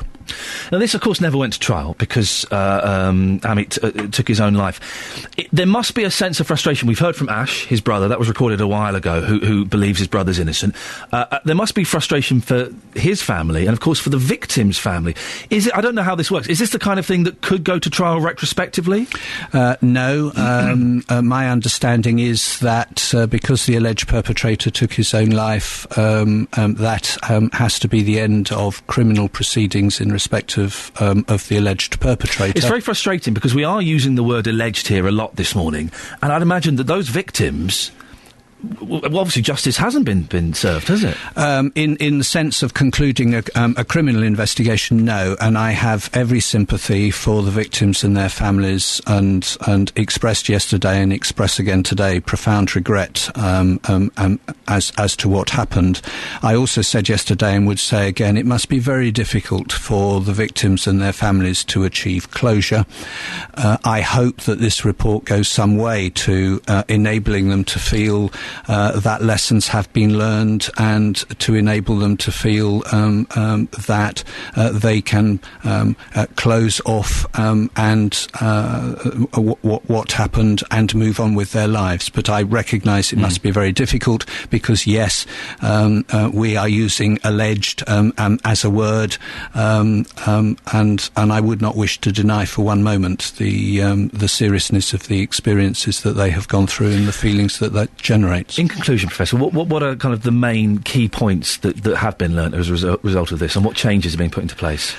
That human resources procedures in hospitals and other organisations have to be really rigorous, that when allegations are made, even if criminal proceedings do not continue, that employees have to be scrutinised and protective measures put in place, both for them but also for service users and patients. I think the other key message is that anybody who has any concerns at all, whether they are workers or whether they are patients or service users, must bring their concerns to the notice of those who have a responsibility to investigate them, and must never let those concerns go until they feel they have been fully investigated. Professor, thank you very much for coming in. I appreciate your time. Professor Michael Preston-Shute, who is the independent chair of the Joint Safeguarding Group. Have you finished?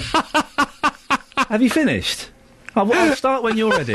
I'm sorry, it's your time you're wasting, not mine. I was just tweeting the phone in. I was just finishing off my tweet of the phone in. Is that all right? He comes in. He's a little bit happy clappy this morning. I don't know why. Happy clappy. Ooh. Have you been smoking? What have you been doing? I've not done anything. Have you done a drug this morning? Have you taken a drug? No, only my usual 1,000 milligrams of vitamin C. He comes in, he sits down and rudely starts texting his friends. No, I'm tweeting. You look at Twitter, it's just popped up. Put your phone in your... I will have a look. Put your phone in the leather case. Then you'll see what I'm doing for the phone-in. You won't even need to ask me. Let's find out what one of my stories you've stolen this morning on the big... on the big phone-in today! Is it acceptable to ban young children from school in some places? Call me with your view at 9! Why are you doing that silly voice? That's your voice. How dare you? I've got a very serious voice. I've got a very serious voice. Some people say I've got a silly voice. Yes. It's very, very hurtful, isn't it? Well, I've heard your real voice. So there's your radio voice. There's this voice, which is it's a lot of fun. Yeah. And then I've heard your real voice. What's the real voice like? All right, love. Got any fags? I'm busting for a smoke. That's your voice. So normally when I'm off air, I talk like that. Do I like Frank Butcher? All right, Princess. All right, yeah. Yes, you do. All right. You're very casual this morning in terms of clothes. Yes, I'm winding down for Christmas now. You've got a mauve jumper with a polo. Mauve? I've not heard the word mauve for years. That is mauve, isn't it? Mauve? No, it's burgundy. With a picture of a polo player on. Yes, true. Very trendy. And Mr. Village. A scruffy T-shirt underneath. You've got your casual trousers on and some cheap shoes. You're looking great. Thanks very much. Now, we've discussed what's coming up on the show, so I'll see you later. Yep. See you later on. Or do you want to do the preamble bit? Well, let's have a little chat. Do the talking Do you bit. mind? Do the talking bit. Sell it. Sell it. Is it acceptable to ban young children from some places? Very interested in your conversation you've been having about this pantomime. Yes. Parents in a Hertfordshire town have been told that children under 3 aren't welcome at this year's panto. OK, so this is at a panto. But what other places this Christmas would you like to see some children banned from? I hate you. Why? I knew this was why you're being eggy. I'm not eggy. You're so cold. Why? You're so cold. You don't like children. Yeah, I do. Do you? Yeah. Name a child. Only if they are very well behaved. Oh, dear. You're like that grumpy woman we had on half an hour ago. No, it's true. There are some places that I remember. I was talking upstairs to my team. I remember years ago. Whatever happened to this? My parents, they'd take us to the pub. Me and my brother, we had to sit in the car. Do you remember those days? We weren't allowed in the pub. So they'd bring out a Coke and we'd get a Coke and a packet of crisps. And we'd sit in the back of the car, because that's what children weren't allowed in pubs. What happened to those good old days? Hey, how old were you? Oh, I think this went all the way up to about 8 or 9. You still weren't allowed in the pub. Your parents will be locked up for that now. Why? Well, you can't leave kids in a car with a Coke. My grandmother, my very elderly grandmother, who's 98... Star of the Festive Face-Off, the Boxing Day special. No, this is the other one. Oh, the other one, OK, sorry. She was never very keen on small children, because they'd move things. So when we'd go down to Devon to see her, she'd purposefully choose pubs for the family lunches that didn't allow children in. Brilliant, that's genius. So my brother and I would have to have ours outside, while the rest of the family were all inside in the pub. But it's just acceptable, isn't it? You get used to it. Children only have a problem with it if their parents have a problem with it. You're not messed up at all, are you? No, I'm perfectly normal. Yes. So, from 9 this morning, is it acceptable to ban young children from some places? I'll tell you where they should be banned from. Yes. Flights, aeroplanes. Oh, don't start that nonsense. I've thought of a good idea. Yeah. I don't know whether this will catch on. You know, there's been all this kind of talk about having sections where the parents sit. Yes. I don't think it's necessary. I think all that's needed is a couple of, you know, the toilets on aeroplanes, that size of cubicle. If you put 2 of those together and soundproofed it... Oh, Get Out. No, hang on. No, Get Out. You can put the kids in there. No, wait for it. You soundproof that little area, and then you have it as a part of the terms and conditions of your boarding pass. Yes. If your small child makes a noise, then you have to take them into this soundproof bit until they are quiet. We finished it. We finished it. You actually annoy me. Out. What's wrong with that? It's a good idea, isn't it? Get out. Go on, turn your mic off. Go. You've actually annoyed me this one. Properly annoyed. Thank you. Knock him out! Get out. Actually angry now this morning. Thing is, you say, oh, no, don't be harsh on him. He's having a bit of fun. He actually means that. He genuinely means that. On FM, AM and online. BBC Three Counties Radio. What time is Jeremy Kyle on? Ageism in the NHS is stopping some older cancer patients getting the best treatment. That's according to a survey published today by Macmillan. The cancer support charity spoke to oncologists, nurses and GPs and found out almost half of them have dealt with a cancer patient who's been refused treatment on the grounds they were too old. Nearly 2/3 said they'd heard health professionals speak to older cancer patients in a condescending or dismissive way. Well, earlier on, I spoke to Dr. Mike Ingram, a GP from the Red House Surgery in Radlett. Decisions tend to be made on the basis of the individual in front of them. Certainly the oncologists who look after my patients always seem to invest a great deal of time in trying to work out what they, in their professional opinion, is the best, and discuss that with the patients and their relatives, and help the patient make a decision of what pathway to go down. And certainly I've had patients in their late 80s who've had every possible treatment for their cancer. That, I think, endorses the fact that we've moved away from this image of us of the medical profession tending to be using age as a criteria. It's part of the assessment of someone, as much a part of the nature of their cancer, the aggression of their cancer, and the harmfulness or harmlessness of their cancer. Why do you think Macmillan is saying the attitude towards elderly people is dismissive? I think it's because we've got to be always on our guard as professionals to make sure we treat everyone with the same dignity, respect, and enhance our ability to communicate with people. You have to talk to people differently in different stages of their lives, different people, different understandings. Well, Dr. Mike Smith is from the Patients Association. Good morning, Doctor. Good morning, Ian. What do you make of Macmillan's research? Well, I think Mike's in the other half. I think the Macmillan research is supporting really what we hear on a National Patients Association helpline. I wouldn't have said half, but at least a lot of the professionals that phone us, and certainly the near and dear of the elderly, if not the elderly themselves, do tell us that, in fact, they're not being communicated with in an empathetic way, in the way that they would like. And that was backed up by the chief nurse of the NHS only, a week ago, perhaps 10 days, 2 weeks ago, when she came out with her, she had half a dozen C's: communication, compassion, care, and so on. Communication. All these things, she says, really are inherent in the whole attitude that the professionals have towards the individual, whatever age they are. And I was going to say, Mike, is it just the elderly that are facing this, or are they facing it more than younger people? They're facing it more, because I think they're less inclined to really fight back, although their nearest and dearest on their behalf do often enough. But, the individuals themselves don't like to do it too much, because they understandably feel that they'll be seen to be a moaner and will even get worse treatment. But, I mean, to do so when it's potentially life-saving, unless, as Mike Ingram was saying, it is in the best interest of the individual, but then it ought to be taken into account. They ought to be taken into the discussion and the consideration as to why that is so, and their nearest and dearest if that's what they want. We spoke to Macmillan earlier, and they said that a lot of older people in their 70s and older were actually probably tough enough to withstand the rigours of the cancer treatment, but they weren't having the proper assessment before. They were just being written off because they're old. They won't be able to take this treatment. Yeah, well, that is even worse. I mean, by all means, the assessment has got to be done. And as you say, if it's appropriate, then that goes ahead, or it is discussed fully with them as to why it isn't a good idea, and with the help, if they require it, of their and give permission for their near and dear to be also involved. How can we change things, Mike? Well, it's a difficult one. It's got to be slow. But, I mean, if morale is high in a service, you get people working as people and not just sort of ticking boxes. And that's somehow the sort of philosophy that we've got to get back. We had it much earlier before. The other thing we've got to do, of course, is because a lot of the care at the moment is undertaken by care assistants who are not nationally recognised in a recognised way trained and regulated. Now, the Nurses' Own Union, the Royal College of Nursing, is asking for this hard, as we all are. If we had properly trained care assistants, and many people therefore would perhaps be got into the job like a good nurse is and was, in a way that makes them compassionate, empathetic, understanding, helpful, to see the need for that care side, not just the technical side, then there will be a long way forward.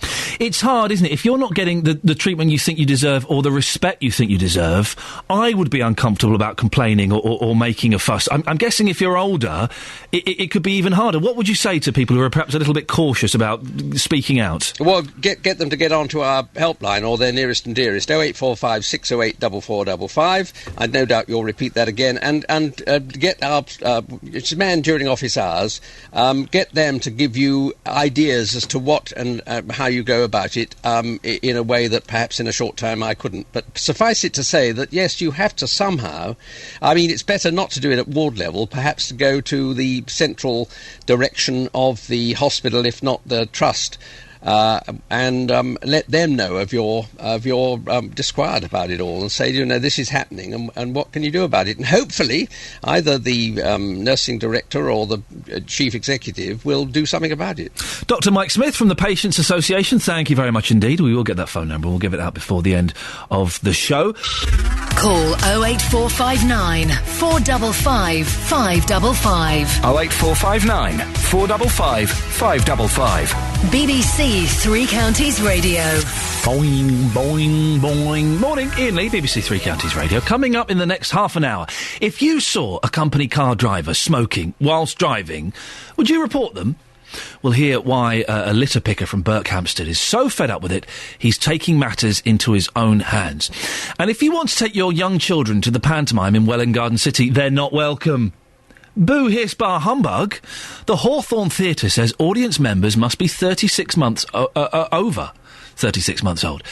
Do you think that's fair? 08459 455 555. Well, as you just heard, a litter picker from Berkhamsted is urging you to report motorists driving company cars when they flick cigarette butts out of their windows. Since the 1st of July 2007, it's been illegal to smoke in the workplace. That includes company cars, vans and lorries. Well, earlier on, Justin Dealey spoke to Colin Garrett, who says that smokers cause more mess than anybody else. The bulk of the stuff we pick up, or the number of individual bits we pick up, are indeed the smokers. They leave cellophane, foil, fag ends, and eventually throw the packet. So those are the things we pick up. Now, of course, it's now illegal to smoke in a company car, a company van, a company lorry. You're encouraging people, if they do see this, to pick up the phone and effectively grass. You did that recently. What happened? Well, I had a nice message back from the company saying that, yes, indeed, they discouraged their drivers from smoking on the workplace. They realised it was an offence to drop litter, and yes, indeed, they would have words with the driver. And you saw this on the high street here in Berkhamsted? Yes, I was parked right behind him waiting for the traffic lights. I saw the driver throw a fag end out of the window. I just happened to notice the name on the back of the van and remembered it until I got home, and then got in contact with them. And when you saw that person flick that fag end out of the car, just how angry did that make you feel? Just despairing. God, there goes another one. There are just too many people who just don't care. I think with smokers, it's a built-in reaction. They drop it wherever they happen to be or flick it out of the window. Do they really do that at home, do you think? And you say, here we go again. Despite the changes in the law, people are still doing this. Yeah, the trouble is they rarely do it where somebody will pick them up on it. You know, you don't do it under the eyes of a policeman or PCSO. So you're trying to clean up Berkhamsted, but the message right the way across Beds, Herts and Bucks is you're encouraging people, if they see this, just do what you did, pick up the phone and tell the company, grass them up. Yep, absolutely. Why not? Because some people may say, well, you know, you picking up the phone, making that call, you shouldn't be doing that, you should be minding your own business, but this is your town, so this is your business. Yeah, I've lived here 60 years and I don't like the way people are trashing it. So that's why I decided to do something about it with the litter collection in the first place. And how many volunteers have you got here in Berkhamsted picking up litter who don't get paid a penny for doing so? At the moment, we've got 97, and hopefully it will be over the 100 next year. You see, I find that incredible. What's the buzz for you? Because you're picking up somebody else's rubbish. What do you get from this, Colin? Well, first of all, we get a nice clean town. I mean, most people are doing their own street. So that means they walk out of their front door, down the street into town or wherever they're going, and the street is tidy. It is not nice walking down to town and in other people's rubbish. The other thing is you get fresh air and exercise. It's a very sociable activity. I find myself talking to people on the streets that I would never normally have talked to. They stop and say, oh, you're doing a good job. Some of them say, shouldn't Dacorum Borough Council be doing this? And I say, yes, they should, and indeed they used to before there were so many cars parked on the street that the litter clearers can't get near it. But these days, if we waited for DBC to do it, we'd all be dead. Really? Simple as that? Simple as that. You're effectively doing their job for them, though, and you're doing it for nothing. Absolutely. Why should you? Well, I agree.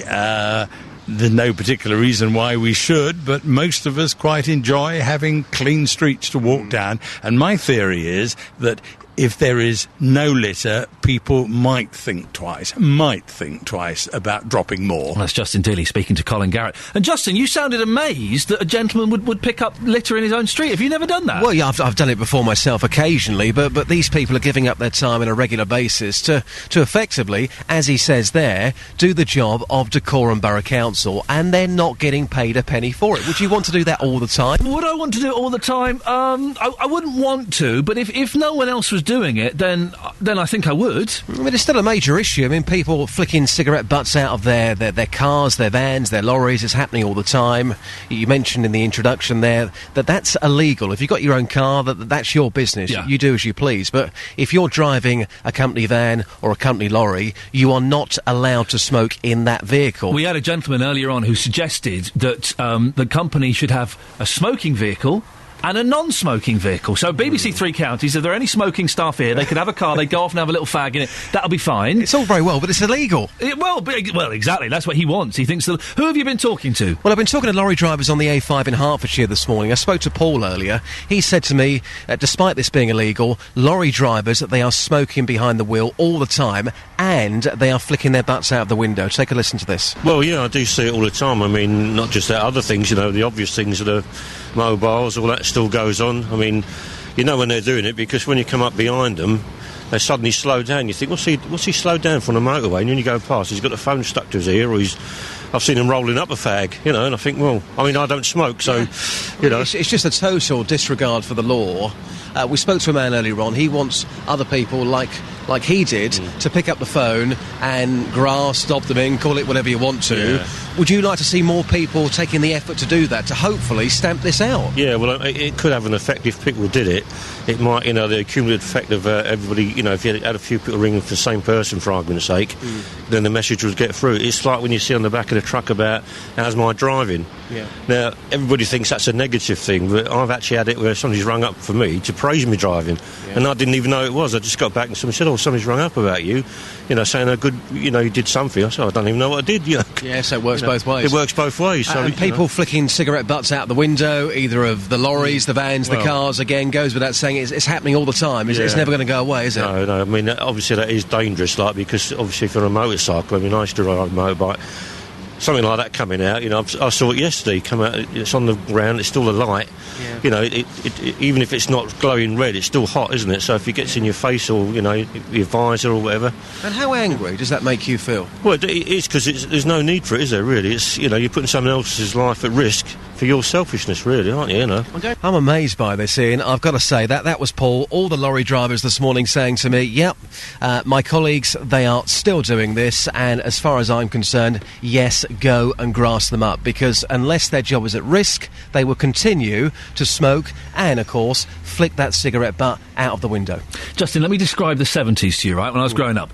So I would have been 4 or 5 years old. We had an Austin Princess. Didn't have a tape player in the car. We had a cassette player that my dad strapped to the sort of central column in the thing, and we'd be listening to Ray Stevens' The Streak. Oh, Ray Stevens. He's Never brilliant. Talking, yeah. Right, that's a great song as well. Didn't have no one in that car is wearing seatbelts. I'm fighting with my sister. I'm climbing onto the front seat to sit on my mum's lap, driving down the motorway. My dad, no hands on the steering wheel, he's rolling up a fag. That, my friend, is living all right. In the good old days. It's political madness gone wrong.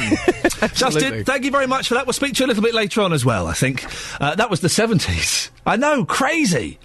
We did all right. Well, we didn't. Those people got injured and died, so they weren't brilliant. A text on smoking. Marion in St Albans. Even the bus drivers in St Albans get off and light up, leaving the bus doors open. The smoke comes in the bus, so I get my hair and clothes stinking. I hate to see workers outside shops smoking. Yeah, they look awful, you're right. They do look awful. But surely it's illegal to smoke whilst driving. How can that be safe? It's not illegal, Marion. It's not illegal. I'm thinking I could smoke with a cigarette. I'm doing it now. Fag in my mouth to change the gear. Change gear, take the fag back out. I could do that. Yeah, I don't see a problem with that. It's just when it's company cars, that's when it's very, very unpleasant and very dirty, I think. Pantomime, the theatre in Welwyn Garden City, Jack and the Beanstalk. 36 months and under, you're not allowed to go. I think it's outrageous. Mo in Hertfordshire, do you agree with me on this? It's terrible. Yes, absolutely. Yes, I do agree. Who are these sad people that have actually banned it under 3? Because is there a law? I mean, are they allowed to do this, to actually ban them? Well, I don't think there's a law. I think that it's the theatre themselves, they're allowed to kind of say who goes and who doesn't go. It's the Hawthorne Theatre in Welwyn Garden City, and it's Jack and the Beanstalk. Basically, it's their policy the whole year round. It's 36 months and under, you're not allowed, and they are not changing it for pantomime. No, but not a Christmas concert. I mean, how are children going to ever learn to behave or sit still if they don't go to these sort of things?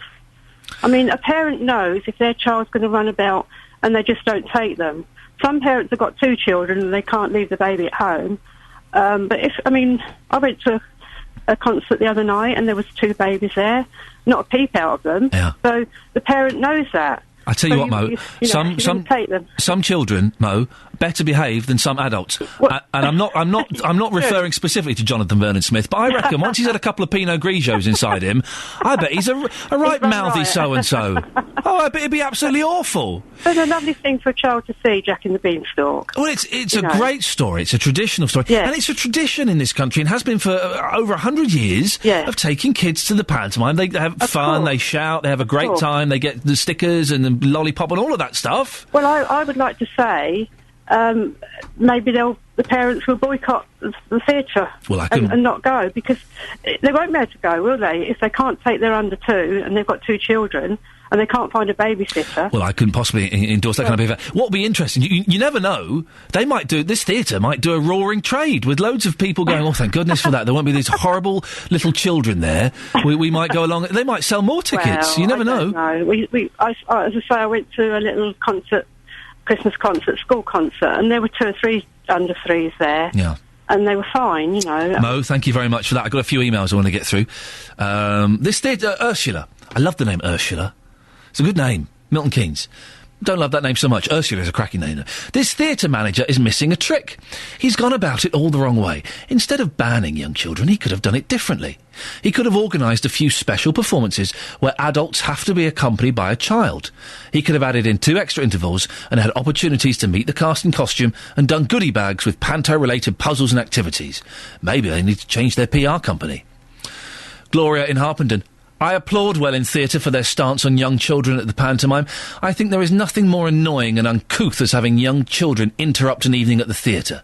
It's a poor reflection on the type of parents who bring up these unruly children. Well, you spelled parents wrong. But, it's pantomime. It's not, Hamlet. It's not Agatha Christie. Iain, I went to see Cinderella last week at Milton Keynes Theatre with Louis Spence starring. It was fantastic. Louis Spence definitely made the show for me, that's never been said before, and made it possible for me to sit with hundreds of screaming school kids. Debbie in Bedford. What do you think? We've got 15 minutes. 08459 455 555. JVS, who's on at 9, thinks kids should be banned from everywhere. I don't know if I can listen. Get me angry. He gets me angry sometimes, and not the good angry, the bad angry. Travel news now. Oh, no, there's no travel news. Look, we're waiting. It's Hearts and Bucks Travel. I may have jumped the gun. 3 Counties Radio. I may have jumped the gun ever so slightly. Sophie Tyler is not there. There were rumours earlier on Twitter, vicious rumours floating around on Twitter, that she sounds hungover. I mentioned that to her. She denied it. She said she wasn't hungover today. Well, who knows? Maybe she was telling me a little porky pie. You just don't know. You can give us a call, 08459 455 555. Younger kids at pantomime, should they be allowed? Producer Laura, it looks like you might be required to put on your posh voice, use the term very, very loosely, and give us the travel news, as Sophie Tyler has gone missing in the ether. She's on the phone, is she? Sophie's on the phone. Oh, it's all very, very exciting, isn't it? Oh, we're gonna go. I'm gonna open a microphone. Let's see who's doing the travel. I can do the travel. Go on, Laura, get in there. You love it. This is producer Laura with the travel. Try it now. All right, then. There's some good news on our motorways this morning. If we haven't mentioned something that you know about, then you can give us a call and She's freestyling. Go on. On 08459 455 555. That's Laura Miller with your BBC 3 Counties travel. Tyler, where were you? I was right here. Well, yeah, but you're on the phone. We don't do the travel on the phone. What's going on? Something's happened and it won't work. Did you hear Laura? She was good, wasn't she? Was excellent. Any tips for her? No, I think I need some. We'll sort out a little workshop. We'll speak to you later on, Sophie. Bye-bye. Thank you very much, Laura. Excellent stuff. There we go. Let's do this. Oh, it's exciting when things go wrong. I like it. I'm just typing a message to a member of my team asking if something's real. They've sent me, Kelly Betts has sent me a list of requirements for this theatre in Welwyn Garden City. Before I read it out, I just want to check that this is absolutely real. Because it's quite incredible, this list of rules. We'll do that in a second. We're talking Panto because 'tis the season and all that. Because Welwyn Garden City, the theatre... Wow, this is real. I'll read this out. They've banned kids 36 months and under from going to see their pantomime. Well, it's kind of the standard regulation. They don't let kids under that age go and see any plays, which is fine. But they're not going to relax that rule for the theatre. They've also got some other rules on their website, and these are some of them. Slurping. Although we allow you to drink during a performance or screening, please be mindful of the noise this makes. So none of that when you get to the bottom of the slush puppy. No hobbies. What? Please don't knit, etc. during a performance. Watch the performance. No talking. You're in the theatre. You have come here to watch. Please be quiet. No mobile phone usage. I agree with that, including updating Facebook. Turn them off. Do not kick the seats. The floor is for your feet, not the back of the seat. And here's one. No shoe removal. This is just unpleasant for everybody. Please don't do it. This theatre is so miserable. No shoe removal. It's not unpleasant for everybody. It's not unpleasant for me. I've not got stinky feet. I want to relax. I take my shoes off in the theatre sometimes. Hawthorne Theatre. Well, Liz Fraser is a parenting expert and an author. Good morning, Liz. Good morning. I do hope my microphone was turned down while you were reading that list. Were you using potty language there? I was laughing very loudly, actually. Don't take your shoes off. But ladies take their shoes off quite a lot in places, don't they? We do like to take our shoes off. Yes. And you make that noise. You go, ooh. Oh, that's better. Yeah. You've got your toes around a bit. No, but this list is quite amazing because, I tell you why, presumably all of this stuff has been put on this list because it has bothered people so much that they've complained. The Facebook update thing, I mean, I had never even thought of, but it's a good point. Yes. I've been to see films where teenagers have been sitting near me and are tweeting and updating their Facebook status while they're watching the film. Turn the phone off. All they're tweeting, though, is... Yeah, I'm watching the Batman. I know, isn't it weird? To turn the phones off, but no hobbies. No hobbies.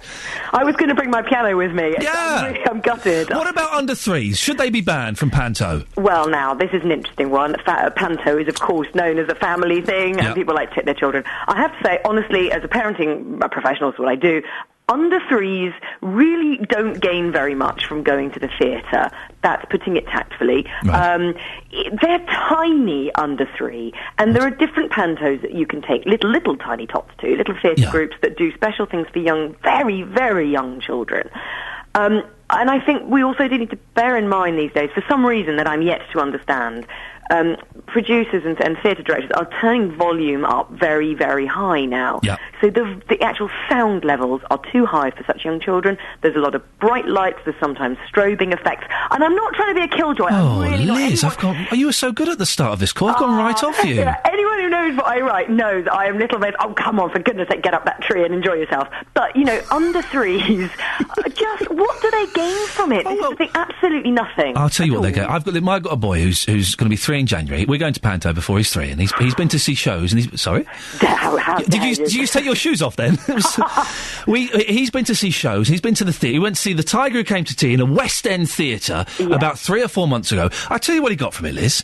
He got the joy of seeing people performing something live and not just on that little box in the corner of there. Yeah. He got the joy of singing along. He got the joy of interacting. He got the joy of shouting out. He got the joy of the frisson of the live performance, Liz. But was he updating his Facebook page in the middle of it? I confiscated his iPhone.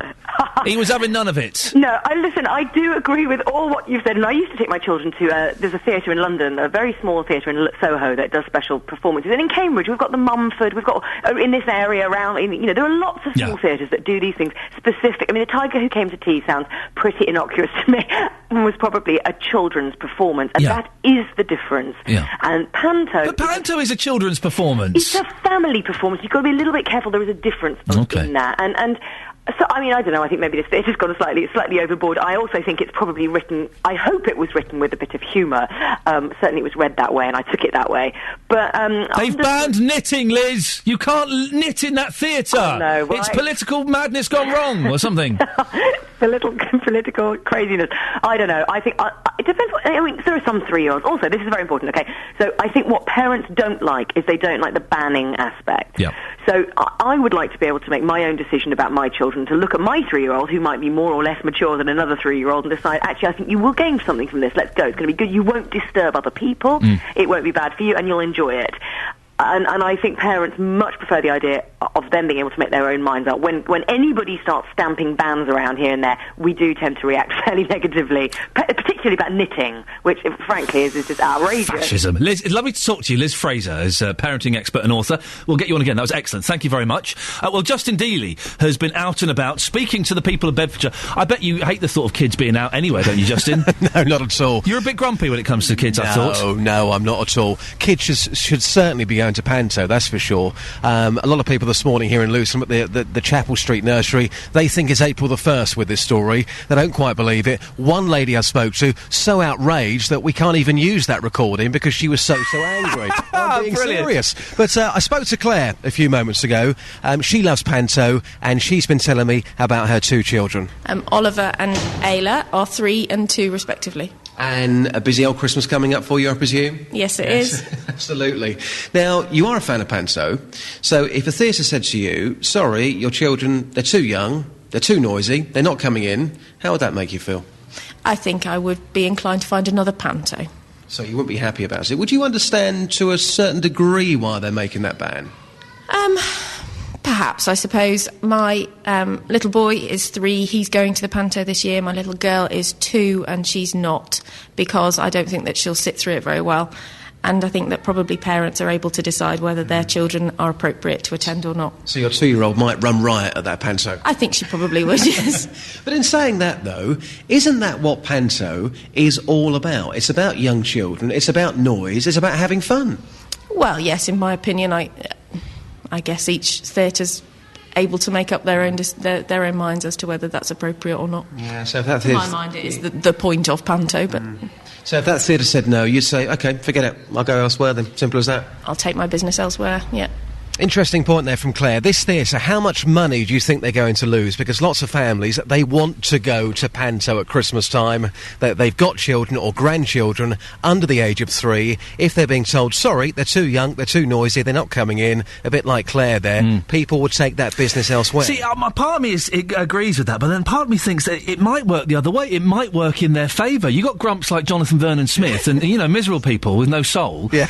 And they might think, oh, good, there's not going to be any toddlers, screaming out and making noise. I might go along to this. So they might get more business. If you went to Panto and there was no children there at all, you would lose the atmosphere, surely, wouldn't you? Oh, no, you wouldn't. Oh, yes, you would. Thank you very much indeed, Justin Dealey. It was half-hearted, but we both knew it was expected of us as local radio hosts to indulge in that, and we did. Where's my career? It's behind you. That kind of nonsense. Thank you very much for that. There are lots of mixed opinions there. I was right. While Sophie was doing the travel there, I was doing that fun thing with my lanyard where I pull it down as hard as I can and see if it hits me in the face. Look. Yeah, it does. Thank you very much. It's nearly Christmas. The half-term fever is kicking in. Back tomorrow at 6 for the last show of the week. Stick around, though, because Jonathan Vernon Smith is on. Ta-ta. Getting beds, hearts and bugs talking. This is BBC Three Counties Radio. Thank you, Iain.